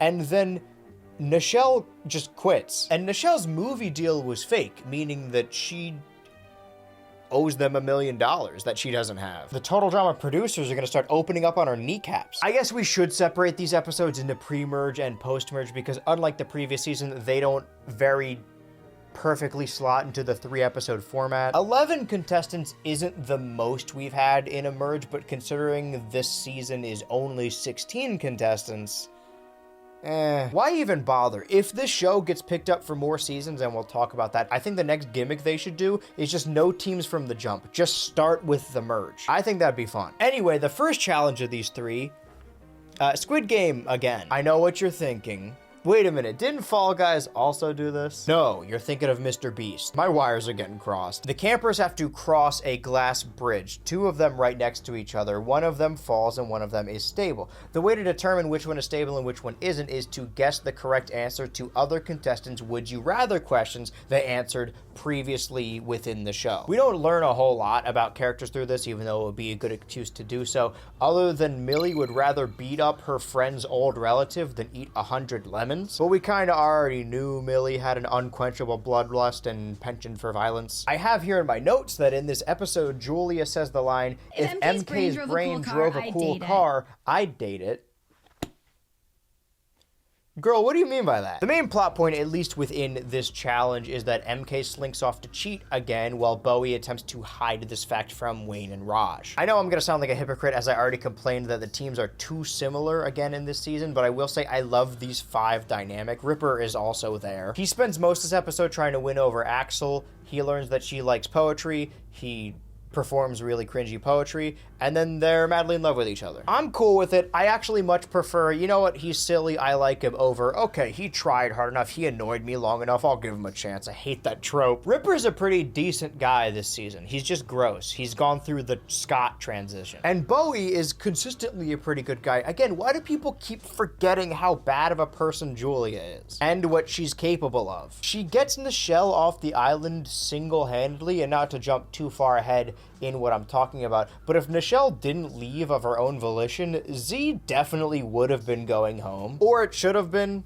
I don't really know. Z tends to not get blamed in these situations, even if they're 100% his fault. The other plot on the other team of the Would You Rather challenge is that all of a sudden we learn that Emma is really, really bad at this challenge, and like 10 minutes into the episode you realize, oh, okay, Emma's going home. I hate to keep bringing it up, but Emma would have accidentally won them the game if Z didn't fuck them over. How come they never vote this dude off? And I like Z. But yeah, Emma is gone, and it's only now that I realize how much I miss her, how much I legitimately like Emma. She's one of my favorite new cast members. I feel like I've said that about like half the cast already. I did not expect to like her as much as I do. I was kind of hoping she would get more non-chase development this season, but of course we need to make room for the characters that didn't get a lot of time last season. Except for Nichelle. Fuck her, I guess. Of course, this also doesn't extend to Priya or like Julia, but it does apply to Caleb. Now that Millie is gone, Priya can only really confide in Z that she likes Caleb, which was a bad idea. He just lost you guys a challenge because of how bad he is at keeping his mouth shut. And also cost them the next challenge by failing to drown out the secret with more soda. This dude pisses sulfuric acid. Z learns from Caleb that Caleb only views Priya as an alliance member, and then we learn that Caleb is actually developing romantic feelings. But Z doesn't know this. I can't believe this season got me invested in a Priya storyline. But this season is good, actually, like a lot. As much as it would have been derivative, specifically in this show, to get another overtly pretty villain, I still would have preferred it. But Evil Lesbians is just as good, if not better. On the other side of this challenge, they're going through an ice maze. I don't think I explained that. MK steals Chris's blow dryer and uses it to circumvent the ice labyrinth, going through the maze and unlocking the Banjo-Kazooie ice key. The Hockey Bros don't know about this. They don't learn about it because they're distracted with skates like dogs. I love them. And although I do wish he was more prominent, I think Ripper fits the evil henchman role way better than he would like a main antagonist. This is basically what I wanted Scott to be in All-Stars. Axel carries him around like a baby. Listen, if people with disabilities and gay girlies get representation, then I do too. I also don't think Ripper even learns about the cheating until this episode, so I'm glad they got him involved. There's a Yeti at some point, but it looks exactly like Sasquatch and Aqua. I don't think they ever quite nailed down what this creature was anyway. It seems at the last minute that Ratface is going to win, but then Skunkbutt Bobsled impales their ship and gets the win last minute. By cheating. Despite not really talking about a lot aside from what I just talked about, this is a really fantastic episode, even along with the weird Nichelle backpedaling. I don't think it ruins it. But now we have room for the merge. I like when the campers close off into little groups when the teams merge. I like it even more when the challenge facilitates that. Contestants need to pair up and carry a canoe together to the other side of the island. We obviously get the 3 canon couples of Caleb, Priya, Axel, Ripper, and Bowie, Raj. Damien and Z are cool with each other, even though we've really never seen them interact. I mean, Z became friends with them because his bros were on the other side. Blah, blah, blah, blah, blah. It's weird that despite being the lovable babyface, Z is really a lot more closer with Ripper and Chase than anyone else. I'll put it on the board later. Julia pairs up with Wayne, which opens up a lot of comedic possibilities. Think Owen and Heather from the handcuff challenge in Island. But MK is punished for stealing Chris's hairdryer, in the same move getting exposed for cheating, thus she has to carry her canoe by herself. And I was right, Wayne does annoy Julia, and it's very funny. I know we're destined to get another double elimination, but I really hope they differentiate Wayne and Raj more this season. Like, I don't need them to break up, but just desync their eliminations like Katie and Sadie. But they won't, probably. Anyway, the second part of this challenge, which Chris deems a Royal Rumble. Suspicious. You have to joust the camper you chose as your partner previously off the canoe into the water. Obviously, Julia has no issue with this, as MK is attacked by a bear. Girl, go get her. They do the big reveal of the bear by saying, your opponent was found somewhere in the woods, and then the camera pans, and for like a good second, I thought it was going to be Lauren. I know I had the same theory in the previous season, but how cool would it be if after Skunkbutt eliminated her, she returned to the island to seek revenge? I feel like I keep writing scenarios in my head where she comes back and then framing them as complaints. But there's no way anyone else cares about this character as much as I do. Caleb and Priya are just fucking around the whole time, and they knock each other off the canoe into the water, then they spend the rest of the episode looking for the McLean invincibility statue. I didn't talk about that, did I? You find the statue hidden somewhere on the island, and then you get to prevent elimination for one time only. It is not a wooden statue this time, fitting in with the Boney Island theory from last year. It's actually closer, it's gold, like the Gilded Chris from the Gilded Chris Award ceremony. This would normally be the point where I would go deep into a theory about how the Gilded Chris's could also be mysterious cursed idols, but they're all canonically made of chocolate. That raises an important point, though. If this is in fact supposed to be pre-fracking Wawanakwa, then where is Boney Island? That's not important right now. What is important is that they completely rebooted Damien's character. He's just a D&D nerd now. He's just a different guy. That's not a complaint, though. He even wins the challenge and takes down Julia by giving into his nerdy powers. What the fuck? I love this guy now. I wonder if they will keep up this momentum at all. In a shocking turn, actually, Bowie is the one eliminated this episode, which is legitimately just a huge loss for the show. Like, I guess he used Ripper to distract Axel and knock her off the boat, so maybe those two would have voted for him. And obviously, Julia and MK went after him immediately after they merged. Julia even pins MK's cheating on Bowie, saying it was all his idea, which probably gets the vote from Caleb and Priya. It was a good, fun episode, and everyone plays favorites, and I don't think it really affects the quality of the show, but I don't know. I feel like this was really dumb of Bowie to not be proactive, or at least I thought until I initially ran my notes back and realized Bowie actually isn't a master strategist. He did 1 or 2 smart things last season, and now everyone hates him. More than Julia. This has to be a homophobia thing. There's no other way. So now that we're back on the board, we can kind of take down these teams and just separate everyone into squads, which means I'm gonna have to take down all these strings. Should we keep Z and Damien together? We could at the very least keep them close to Priya and Caleb since Z is involved with that story. Again, it feels like the only campers that cross enemy lines are Ripper and Axel, and they were doing a lot of crossing over already. Surely Wayne and Raj now hold a grudge against the evil girlfriends, despite Wayne being actually pretty cordial to Julia during the canoe part. I don't think I've seen past this. Like, I'm fairly certain, so I'm actually really excited to see where the show goes because I don't know. I don't care for you binging freaks, okay? This show works exponentially better when you watch an episode a week. I'm glad they waited until the, like, early to mid-20s to make this reboot, because if the show came out in like 2019, I just know they would have dropped whole seasons on Max and it would have made me upset. When is Netflix gonna catch up with the rest of the world? Why would I want to watch Scott Pilgrim in one day? Anyway, the order is Ice Canoe, Painter, Saps, Cruisin, and Rim Reaper. I'm never gonna get over that. I know the game and I brought the skill. Crushing players' dreams, yeah, you know the drill. Well, we blow it. You know how people will say movies like Endgame and Toy Story 3 are fantastic films just because they like how it ends? The inverse is also true. There could be a good episode with good bits and fun challenges, but if it ends on a low note, then it can kind of sour the whole experience. At least like 2 of the 3 challenges we get in this crop are really well thought out and interesting. Contestants are put into teams and have to make a cake that looks like a guy. Cool, funny, interesting. It references something modern, but not in a tacky way. Speaking of tacky and dated, not only does this episode have a This Is Sparta reference in 2023, but immediately following that, Chris says, well, that escalated quickly. What website are we on? Just for reference, if you're by chance a doo-doo diaper baby, the This Is Sparta meme was popular around the exact same time as the Dramatic Chipmunk meme was, which was referenced in season 1 of Total Drama. What are we doing? Carrying giant coins to play human pinball? Again, really fun idea. Made even more interesting by this time they don't put contestants inside the balls, or sorry, orbs. And then find the biggest thing on the island and then put it through a door. Well, I can at the very least say I've never seen this before, nor would I have thought of it. But yeah, the endings. As you know, the end of each episode is, of course, the elimination ceremony. And when you're criticizing this part of the show, you don't want to play favorites. It's really easy to fall into the pool of this is bad writing because the character I like is gone now. But my issue with these eliminations are more that they don't make any internal sense. First of all, during the cake challenge, even though we're post-merger, they still like lump everyone into teams.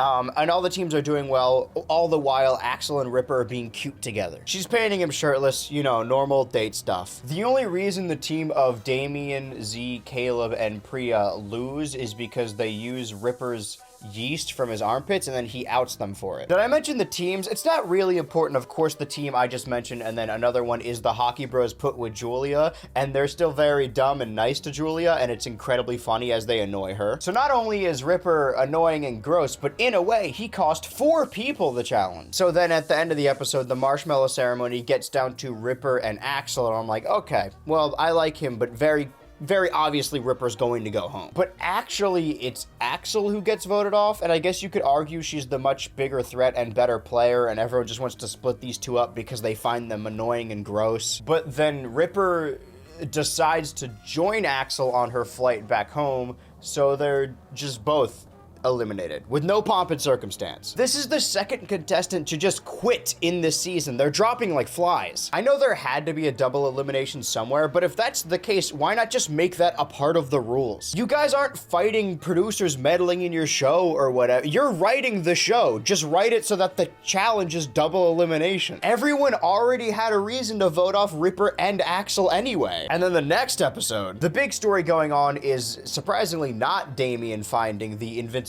statue and his confidence. It's actually Caleb and Priya forming the strongest alliance and then developing legitimate feelings for each other. They kiss in front of everyone, and then Z, who found this out episodes ago, finally lets the cat out of the bag that Caleb told him that he doesn't actually like Priya that way, even though he now does. Of course, it's not true anymore, but it's too late for Caleb. Everyone believes Caleb used her. Don't let the plot synopsis or YouTubers trick you into believing that this was a big Julia plan. While Julia attempts to get Z to spill his guts, she actually had nothing to do with this. And then after, Z exposes a bunch of other secrets, but they aren't really that juicy, like they don't seem important. Like MK sleeps with a stuffed unicorn. Who cares? MK admits to being a gamer in the same episode. I feel like that's far more embarrassing. Everyone on the island is already pissed off at Caleb and does not trust him, so they have an opportunity to vote off the biggest threat and strongest competitor on the island, so then they turn around and eliminate Z because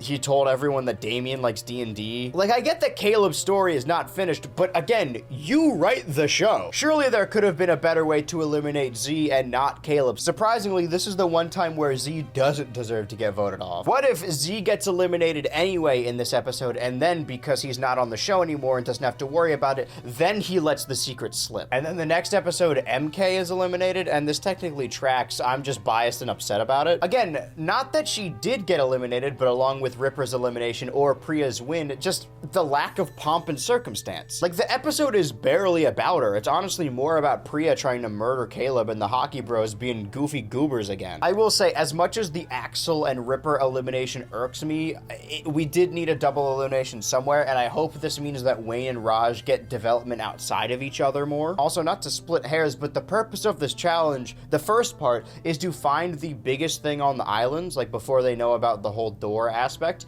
and bring them to the beach.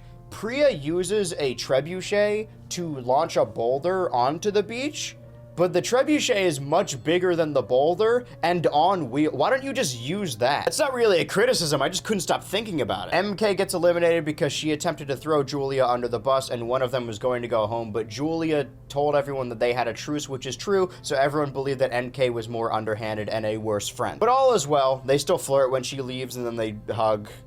This isn't nothing. It can't be nothing. Here's a list of things that happen between Julia and MK these episodes. MK teases Julia for liking her. The normally cutthroat Julia feels remorse for sabotaging MK's cake. The next episode, Julia avoids MK because she feels bad. MK calls her out on this because she misses Julia, and then they talk it out and MK isn't even mad. She just wants Julia back. They hold hands.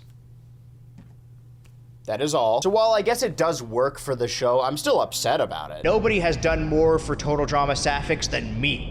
I hate this guy. What is his problem? If your intention was to develop characters that were left by the wayside last time, why did you eliminate Nichelle, Axel, and MK already? Like, I'm glad Caleb and Damien are more well-rounded characters, and I'm glad Wayne and Raj are still around. If Priya makes it even close to the finals, I'm gonna be a little bit upset. I mean, she is, as far as we know, the only canon winner. Speaking of, up to this point, we've had very little references to the original incarnation of the show. Of course, we've seen Duncan's logo and Sean's decrepit corpse. But in the cake episode, Owen is just there. He seems to be doing all right. He does sound a little off, but I think that's just because he was not forced, but you know, it was his job to play a baby version of this character for the last handful of years. Kind of hard to shake off. As soon as he shows up, I light up immediately and remember like, oh, that's what that's supposed to feel like. Priya calls him the first winner of Total Drama, and I see no reason why they would dub over that in different territories. I guess they have to dub in general in different territories anyway. So that's probably going to remain set in canon, at least this new canon. Priya says he's the winner of the first season, which could either mean she's referring to Total Drama Island as the first season and then Action and World Tour happen after that, or she's saying Total Drama Island as a whole. Owen won the first season and then Priya won the second season. That is until the next episode where we see pinball obstacles of previous contestants Courtney and Duncan making kissy faces. Priya then says, by the way, it's very funny that Priya's the only one who knows these characters, even lands inside Izzy's mouth, which triggers the multi-ball, which just shoots balls all around the pinball setup, which just wins the challenge. I really wish I could give my expert insight on this, but I don't actually know what this means. It certainly doesn't tell us anything about Izzy other than the fact that she's chaotic. I think they just like Izzy. Again, however, the fact that this version of Chef is so different means that he could not be the same guy who fought her in season 1, but I digress. I don't know. He's probably like 60 now, so maybe he just like retired and became more chill and nice in his old age. I'm not joking. I tried to type soft really fast in my script and it autocorrected to Cody. Script writes itself. It's like a cursed typewriter. Anyway, Priya says, OG power couple from season 1. Hard to believe they couldn't make it work, which could mean a multitude of things. Couldn't make it work could refer to the fact that Courtney was unfairly eliminated from Island. Couldn't make it work could just refer to the entirety of Action. Couldn't make it work could mean their very public divorce or him cheating on her. I guess not cheating on her. I'm not getting into the semantics. Kissing Gwen on World Tour. Or the worst outcome, they couldn't make it work because Duncan is in jail after committing an act of terror or they both floated up into the sun and died. There is simply not enough detail to determine where this falls on the timeline. yet. But you know what we can determine? Again, the teams have remained generally the same. Basically, everyone is on Priya's side of this breakup, even though Julia is faking it to form a potential alliance. Also, I hate to keep poking holes in Julia's plan, but once Caleb is gone, everyone else on this island hates you. Like, Damien is at the least ambivalent. Why would you not have a vested interest in sabotaging someone else to keep your alliance strong? Caleb is on his own. I should move him down, actually. Caleb is on his own and everyone hates him, so now he needs to pull a Julia like last season, and I guess this season, and just start winning the challenges. I'd say, like, everyone is alone. I mean, obviously, the hockey bros are friends with each other. They always are. And they're close with Damien, or they're cool with Damien, I guess, just because they're all good guys. It's like 2010's WWE, where all the good guys are just, like, miraculously friends. Priya is also in this friend circle. Wayne and Raj, although they will become cordial if on the same team as her, hate Julia for making them cheaters and eliminating Bowie. Priya hates Caleb for playing with her heart, and presumably so does Damien, because he was really invested in these two getting together for some reason. And he also has the invincibility statue. I won't lie to you, I have no idea how these next couple episodes are gonna go. I hope it gets better than these ones. The new ranking is Ice to Beat You, Canoe Believe It, The Pink Painter Strikes Again, Fun Fight at Oat Cake Corral, You Poor Saps, Haulin and Ballin, Choosin for a Bruisin, Breaking Up Is Hard to Do, and of course, Haha Funny Rim Reaper joke. I don't understand Julia at all, but you can't argue with results. Let me just give you guys the rundown of how her plan, if it even was her plan, played out. Episode 10 opens with Damien hiding his invincibility idol after getting a mysterious letter that threatened it. And by says that, I mean that's literally all he says. We never hear about the letter again. We don't even see what's written on the letter. We never see him getting it either. I've been separating these episodes, as you know, into these 3-episode shifts, so I thought while watching this, they're like, oh, okay, I must have forgotten about that. But then I went back to the previous episode, and there's no mention of any letter. And I watched multiple different versions of this episode from different uploaders, and still nothing. The letter is pretty integral to the way the rest of the season plays out, and if you by chance missed this scene or just weren't paying attention for that couple seconds, sorry, you're never gonna hear about it again. You missed it. Julia decides to mess with both Caleb and Priya, giving them individual bad advice to keep them separated. Not that he needed the help, Caleb was already fumbling hard. Our final 6 contestants have to compete in a game of memory. We've now fully transitioned from Squid Game to Fall Guys. Wasn't 2020 a fantastic year? Is it weird to be nostalgic? Probably, right? There's a screen that lays out all the Season 2 losers thus far into a grid format, and our final 6 campers have to remember the placement of said characters. If they choose the wrong contestant, whoever that incorrect camper was will have a themed punishment. For example, Lauren crushes people with a giant skull, Ripper is a gas bomb. This isn't actually the characters, they're not there. I like when they incorporate past campers even if they aren't actually involved. It makes the universe feel more alive. MK's punishment is blow dryer themed, and Julia is just elated to see her face, even if it's just on a screen, which could mean nothing. Also cute that even by random chance, Lauren continues to torture Damien. Emma's punishment is raccoons.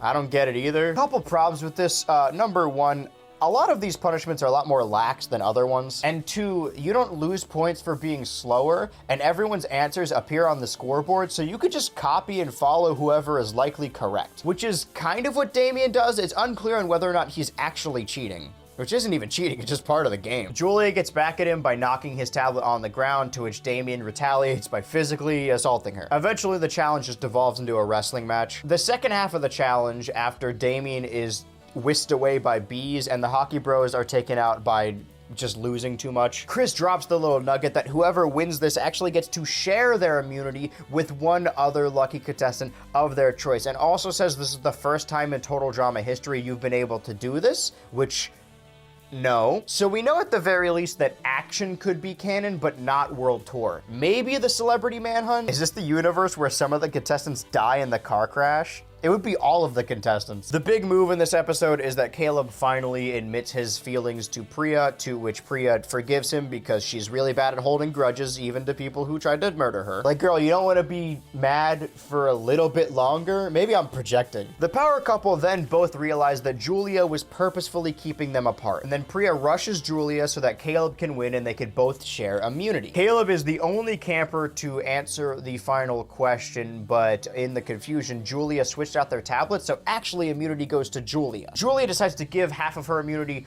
to Caleb, but makes a deal that he has to vote with her until the end of the game. Like the entire end of the season, basically every other subsequent elimination. This seems like a really flawed plan as of this episode, as Caleb can just lie. He has no reason to trust Julia, especially not now. But we learn in a later episode, not until later, that it's because part of the deal was they agreed to not vote off Priya, which also makes Damien's elimination here make more sense, but at the time I was very confused. Like, I promise I'm not a stupid consumer who can't read subtext. This is just pertinent information that is withheld. Like, the thing with the letter isn't bad writing, it just really quickly glazed over when we easily could have had like a 10-second flashback of Damien reading it. Because otherwise, Damien not being able to find the hidden idol and then getting booted off just feels weird. Damien made a big deal about having found the idol and now it's missing, and nobody else on the island is suspicious that one of the other contestants may now hold the idol, which seems like a flaw in your plan. Like, I know by this point the hockey bros have basically forgotten that Julia is evil, but how come the power couple doesn't think of this? Wayne and Raj now miss Damien and have very little allies other than each other, which is more than Julia has. I would like to mention that Priya is mad at the end of episode 10 that Caleb was helping Julia, and then the beginning of the next episode, she decides to give him another chance. She's just over it. Priya. The next challenge now features our final 5 campers being chased down by police dogs, led by redonkulous race competitor Captain MacArthur. This continuity is confusing and scary. It's nice to see her, it popped me big. I like Chris and her's dynamic, which is really the only one they could pull off considering she's an adult woman. But like, how does Chris know her? Like, she's just a cop. Is this random coincidence? Because there's no way he watched Redonkulous Race. He wasn't in the show. Why would he care? Is any of this important to Julia's plan at all?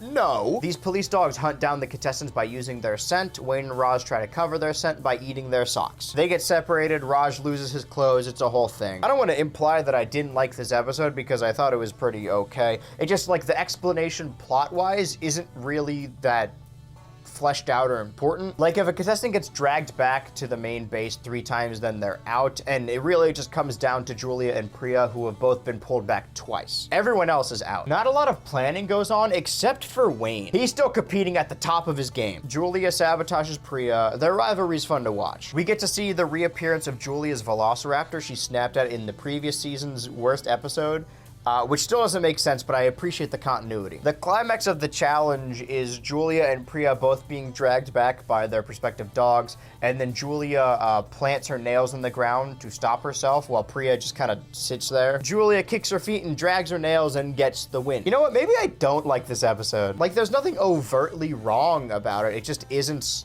the best this show has to offer.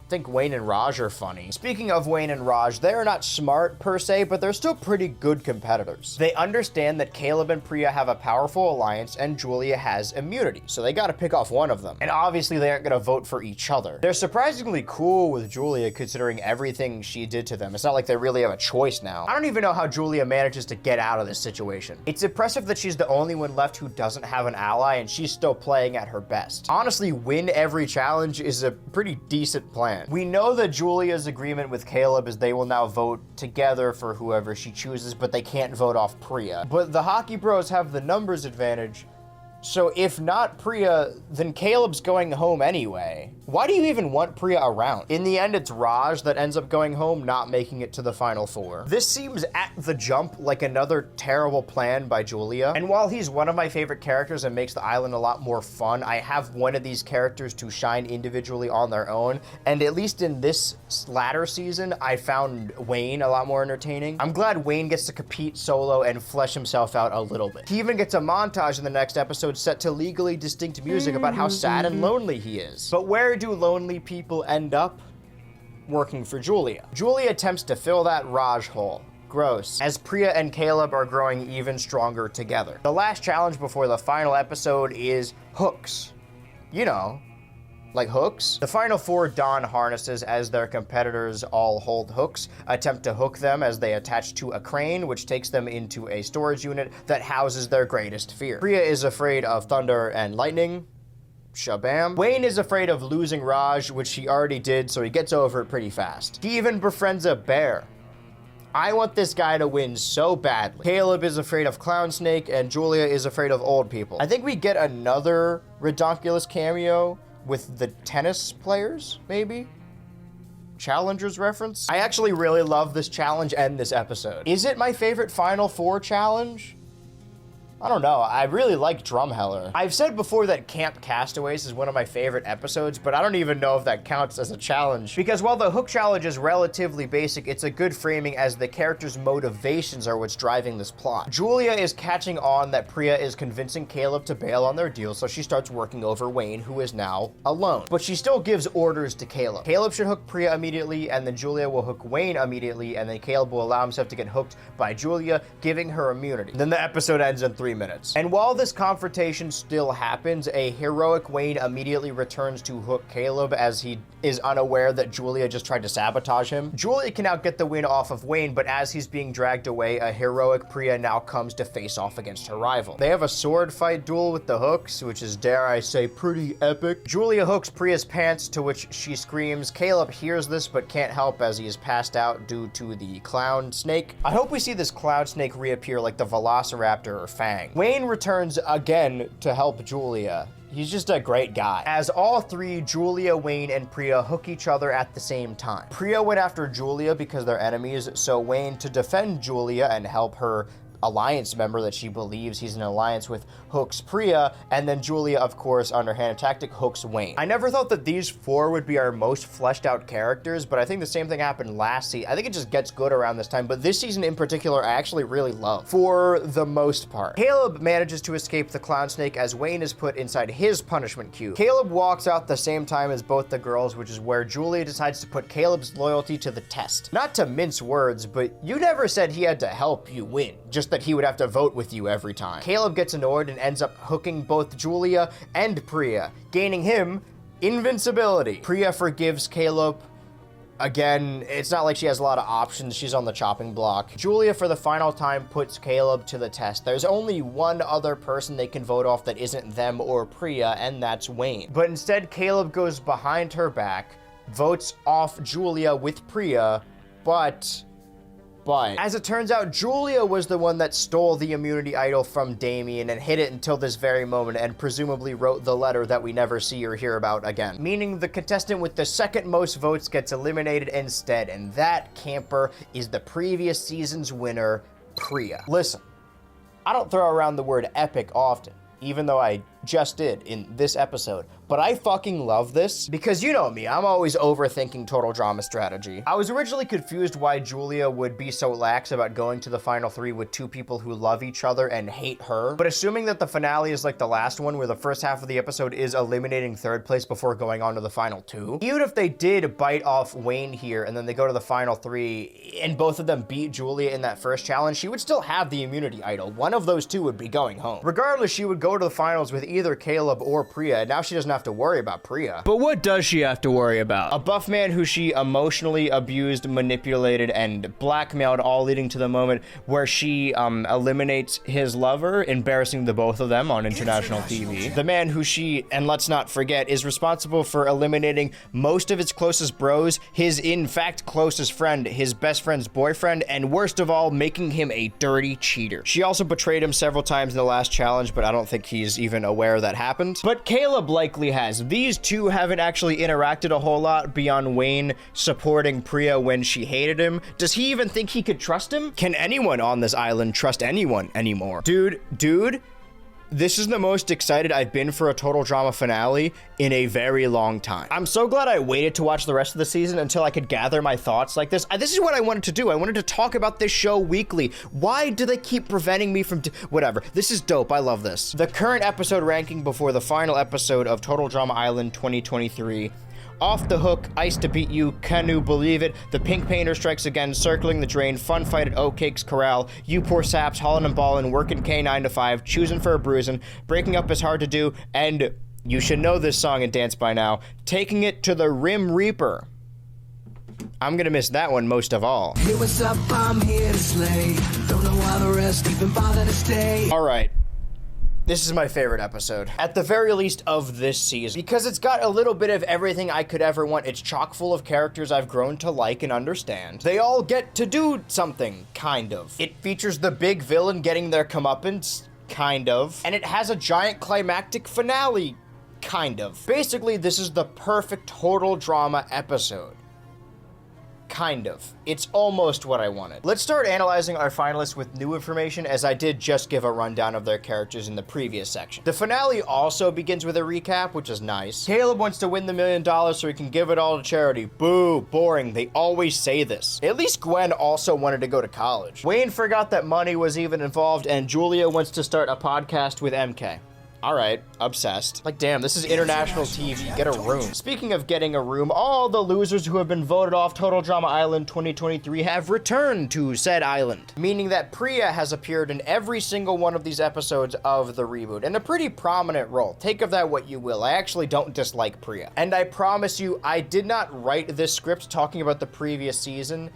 I separated these by sections. The Peanut Gallery gets to pick which finalists they support and help them along the way, and I said this. Also, there is no double challenge here. The full finale is made up of Wayne, Julia, and Caleb all competing in the final 3 all together. I love this. I don't want to imply that I'd be good at writing this show because I'm just a guy on the internet. I've never once written a TV script. But let's analyze these teams and see if they make sense, at least by my barometer. Total drama expert. Team Caleb is made up of Priya, Millie, Damien, Nichelle, and Emma. So Team Ratface, just the same. You know that one meme of all the fists raised in the air and one of them is white and then the caption's pointing to it? It's like, who the fuck is this? That's Emma on this team. They're only missing like 2 members, and we already started the season believing that the teams were too similar. If we get a new season, I hope we get new combinations of characters, big emphasis on if and hope. I was already ready to believe that all of these 5 would back Caleb as they have a personal interest in him, but they all say they're just backing him because they want Julia to lose. I don't know why they couldn't have done this with Wayne, but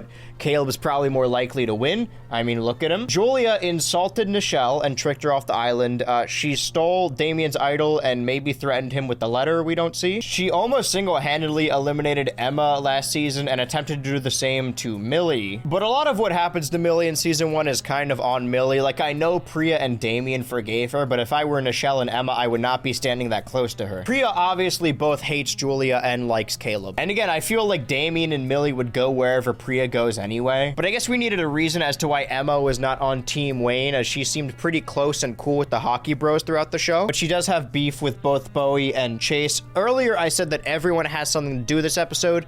Chase has one line. Z, Chase, Ripper, of course, the Bromigos, which also includes the hockey bros, and then Raj's boyfriend. And of course, Ripper is always with Axel now. All these guys would have backed Wayne regardless. I know Raj just brought along his boyfriend, who doesn't dislike Wayne, but even if he did, I don't think he would back these other 2 horses. Again, Ripper brings his girlfriend, but I feel like Axel would have backed Wayne over Julia and Caleb anyway. Like, in actuality, I feel like Axel's the one that made this decision, and Ripper would just follow her anywhere. I love them. They're actually not my favorite, but I've seen so much hate online towards this relationship that I feel like I kind of need to overcompensate and overly support these fictional teenagers. Bowie hates Chase, but he could put that aside for Wayne and Raj. Very funny that Z did not pick Priya because he just wanted to hang out with the bros, unfortunately leaving Damien out to dry. I'm not entirely convinced, but I think it's possible that Damien now hates Z for outing his D&D thing. Also, man, one of the girls, he's so me. Maybe I do like Damien. And Team Julia. MK.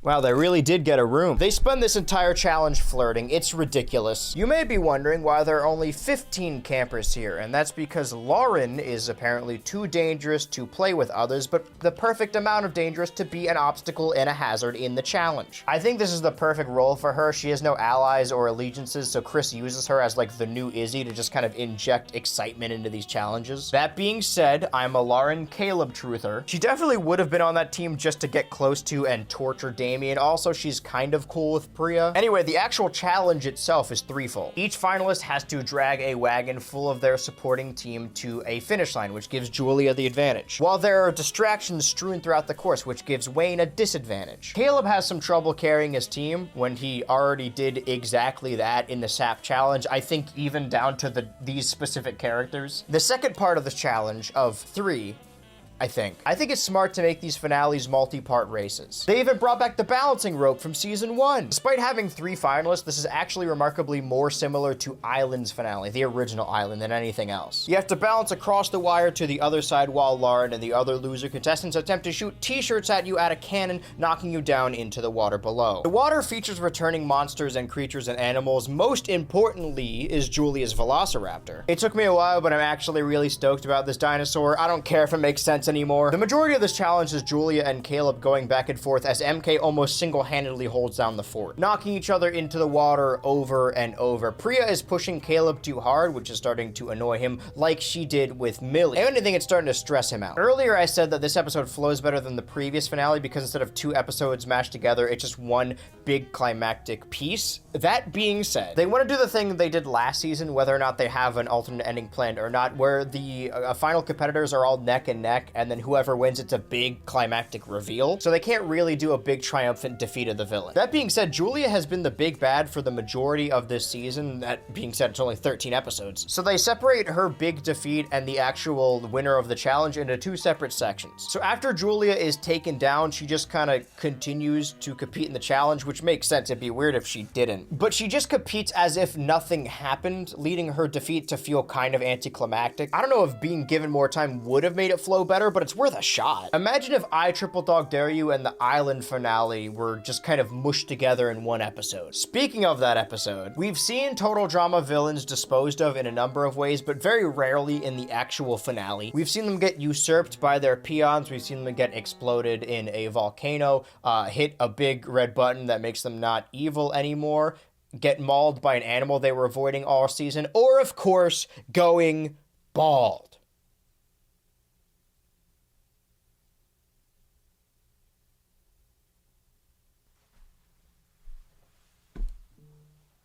Yeah, there's no way I'm ever doing that again. It still hasn't grown back correctly. It looks like I'm pushing 40. Anyway, Julia gets 2 of those. I think it's really cathartic that after all her enemies shoot her into the water, it's the Velociraptor that rips her hair out. I'm not joking. The response they expected from Total Drama fans when like Owen and MacArthur showed up, that's how I reacted when she lost her hair. Like, oh yes, now this is Total Drama. Anyway, she's just in the rest of the episode after this. It'd be weird if she wasn't, but I feel like this defeat isn't given the correct magnitude. Like, she kind of doesn't care. If anything, it makes her play better. As Julia and Caleb get to the Fortnite part of the challenge, Bowie coaches the Hockey Bros to get onto the rope, which Wayne skips entirely by just vaulting over and flying off into the sun.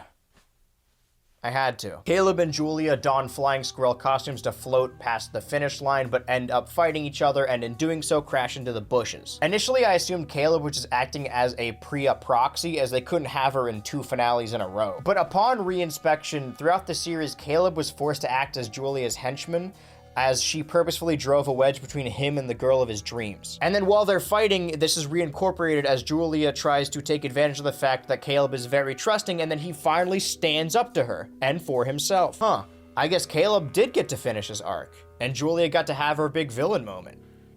So what does that mean? Wayne, wearing a squirrel suit, barrels past everyone, crashes into the dock, sending the other 2 exploding backwards, and crosses the finish line, winning Total Drama Island 2023 Season 2. We gotta get better names for these seasons. I told you it was like the Island finale because the silly, goofy, funny guy won. 2024 is the year of the silly little guy.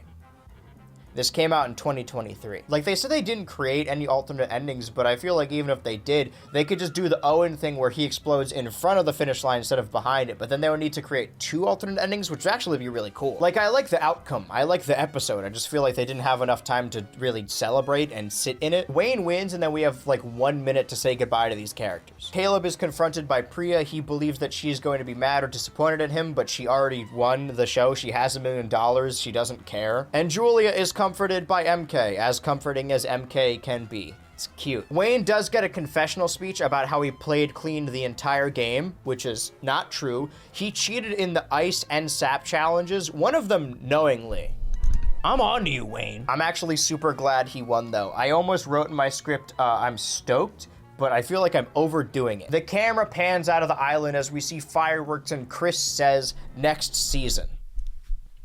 We'll see. Even if a new season is greenlit, it won't be until after season 2 finishes airing in the US, and even if it begins airing weekly as soon as season 1 ends, that's still a good couple months, if not just the rest of the year. But before we give our final thoughts on a potential season 3 and 4, let's see where our campers left off. This isn't me psychoanalyzing them. I'm going strictly off canon. I'm pretty sure Chase and Emma left the same way they entered, but I like to believe that Chase is like over it now. Emma gained some confidence, which is nice. Damien also did. Nichelle became more acrobatic, and Caleb became smarter, I think. Millie got exposed for being an attempted murderer multiple times. Again, this is not a theory. This happened. Priya has $1 million that she'll probably never see. The hockey bros are likely going to split the money. Maybe Bowie will see some of that. He entered the island trying to be hardcore and cutthroat, but left the island having multiple friends and a boyfriend who adores him. This is the guy that got a big villain introduction in season 2, this softie. Julia is likely going to want to benefit off of her newfound fame, especially since she lost all those followers as she exposed herself. She lost her previous audience. MK probably wouldn't be down with that, as she doesn't like the spotlight, but she is down with Julia. So maybe they won't be famous together, but MK can become like her editor. We don't see a lot of representation of relationships between influencers and editors. Isn't that right, Editor Andrew?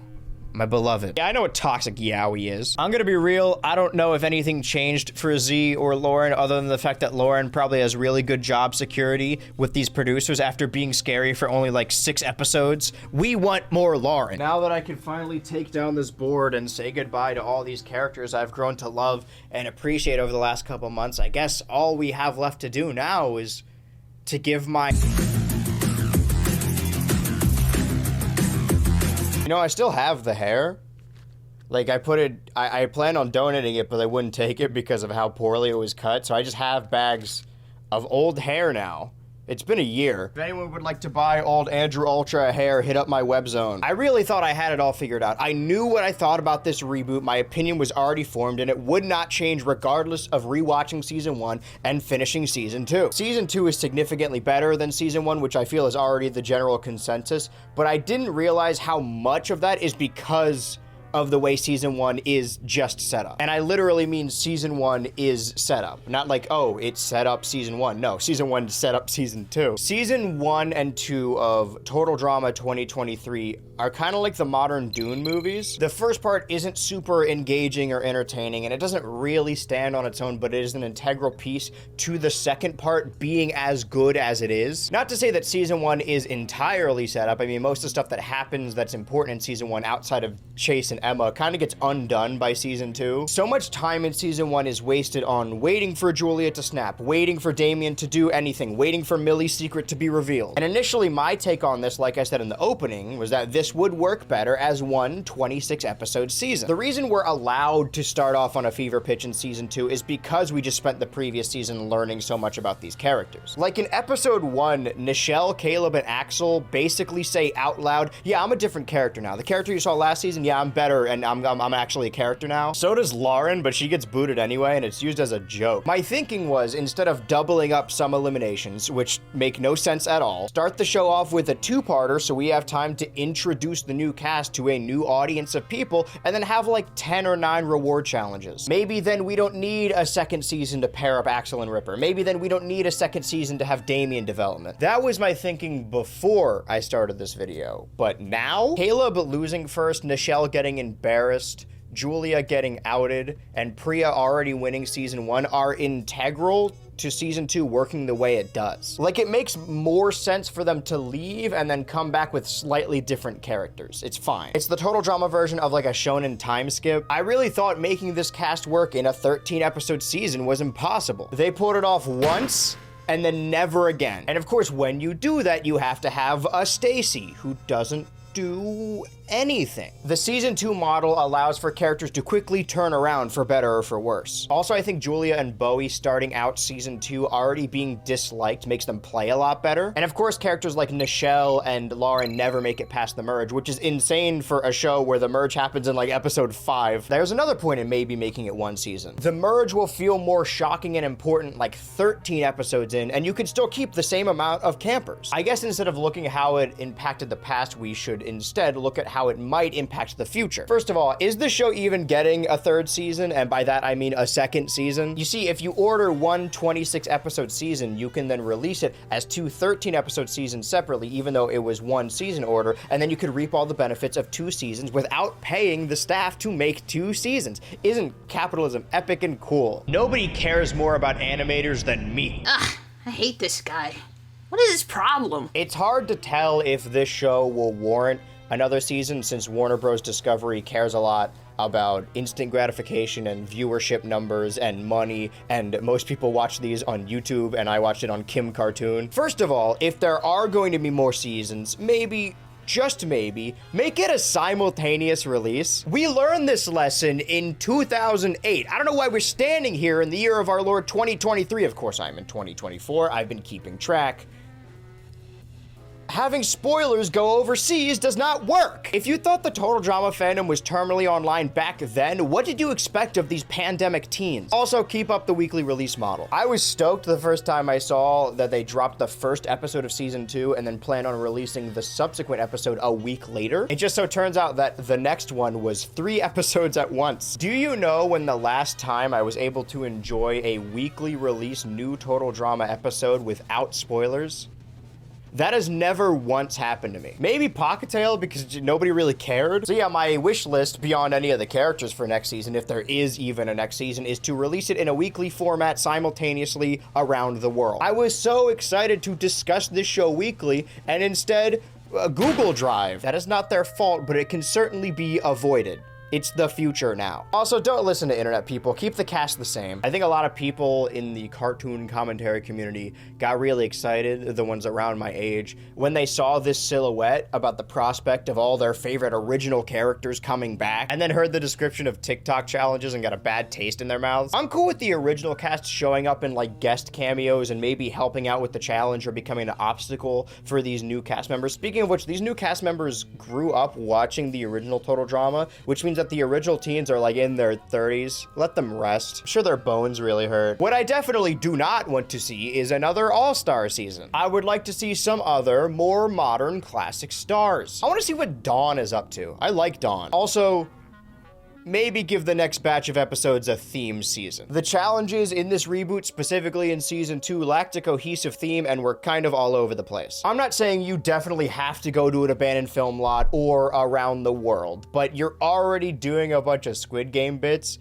Just fucking lean into the homage full. Just do Squid Game, man. Make the next season into a Mr. Beast video. I don't care. But do bring back this wonderful new cast. I feel like there's a lot of untapped potential still here. So I suppose those are my final thoughts on Total Drama Island 2023. Off to a very shaky start, but necessary to build up the latter half. Except for the fart episode, you could probably just skip that entirely, especially because like Damien gets eliminated and who cares? I don't know if or when we're going to get more Total Drama content, but I do know for a fact it will not be by next summer, which means I'm free. I paid my dues. I did what was asked of me. I did my obligatory Total Drama video every year to pay myself, to feed myself in real life, but I feel like I've created a cohesive trilogy here. The Izzy video in 2022, I had only heard rumblings about this new Total Drama season, and now we stand here 2 years later, and I have covered it in full. Potential full. I've covered all the new content and all the old campers. Realistically, what is there left for me to talk about? Sorry about this, Gazgano. I'm done. No more mysterious man in the vent talking to me. No more missing purple suit guy. No more all my plastic friends going away forever, never to be seen again. No more skeleton puppet. No more spooky dooky bullshit. All right, from here on out, we're in a new arc, and it's called the Andrew's Happy arc. I am done with these gimmicks. I'm done with this lore. I'm done with this story. I'm going to be happy this summer, and I'm gonna show you that it's something I can...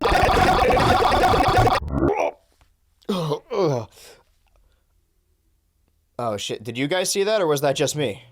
You saw that, right? I'm starting to think my summer vacation might be over before it started, but I guess that's just how it goes. Now it is officially, the Summer of Ultra 2024. We are so back. I've never been more back than I am right now. I'm gonna live forever. Nothing bad will ever happen to me, ever. Listen, if they make more episodes of the show, sure, I'll talk about it. But for right now, The ending of To Boldly Flee. I really hope you guys get that reference. You know what? Let's be more dramatic about this.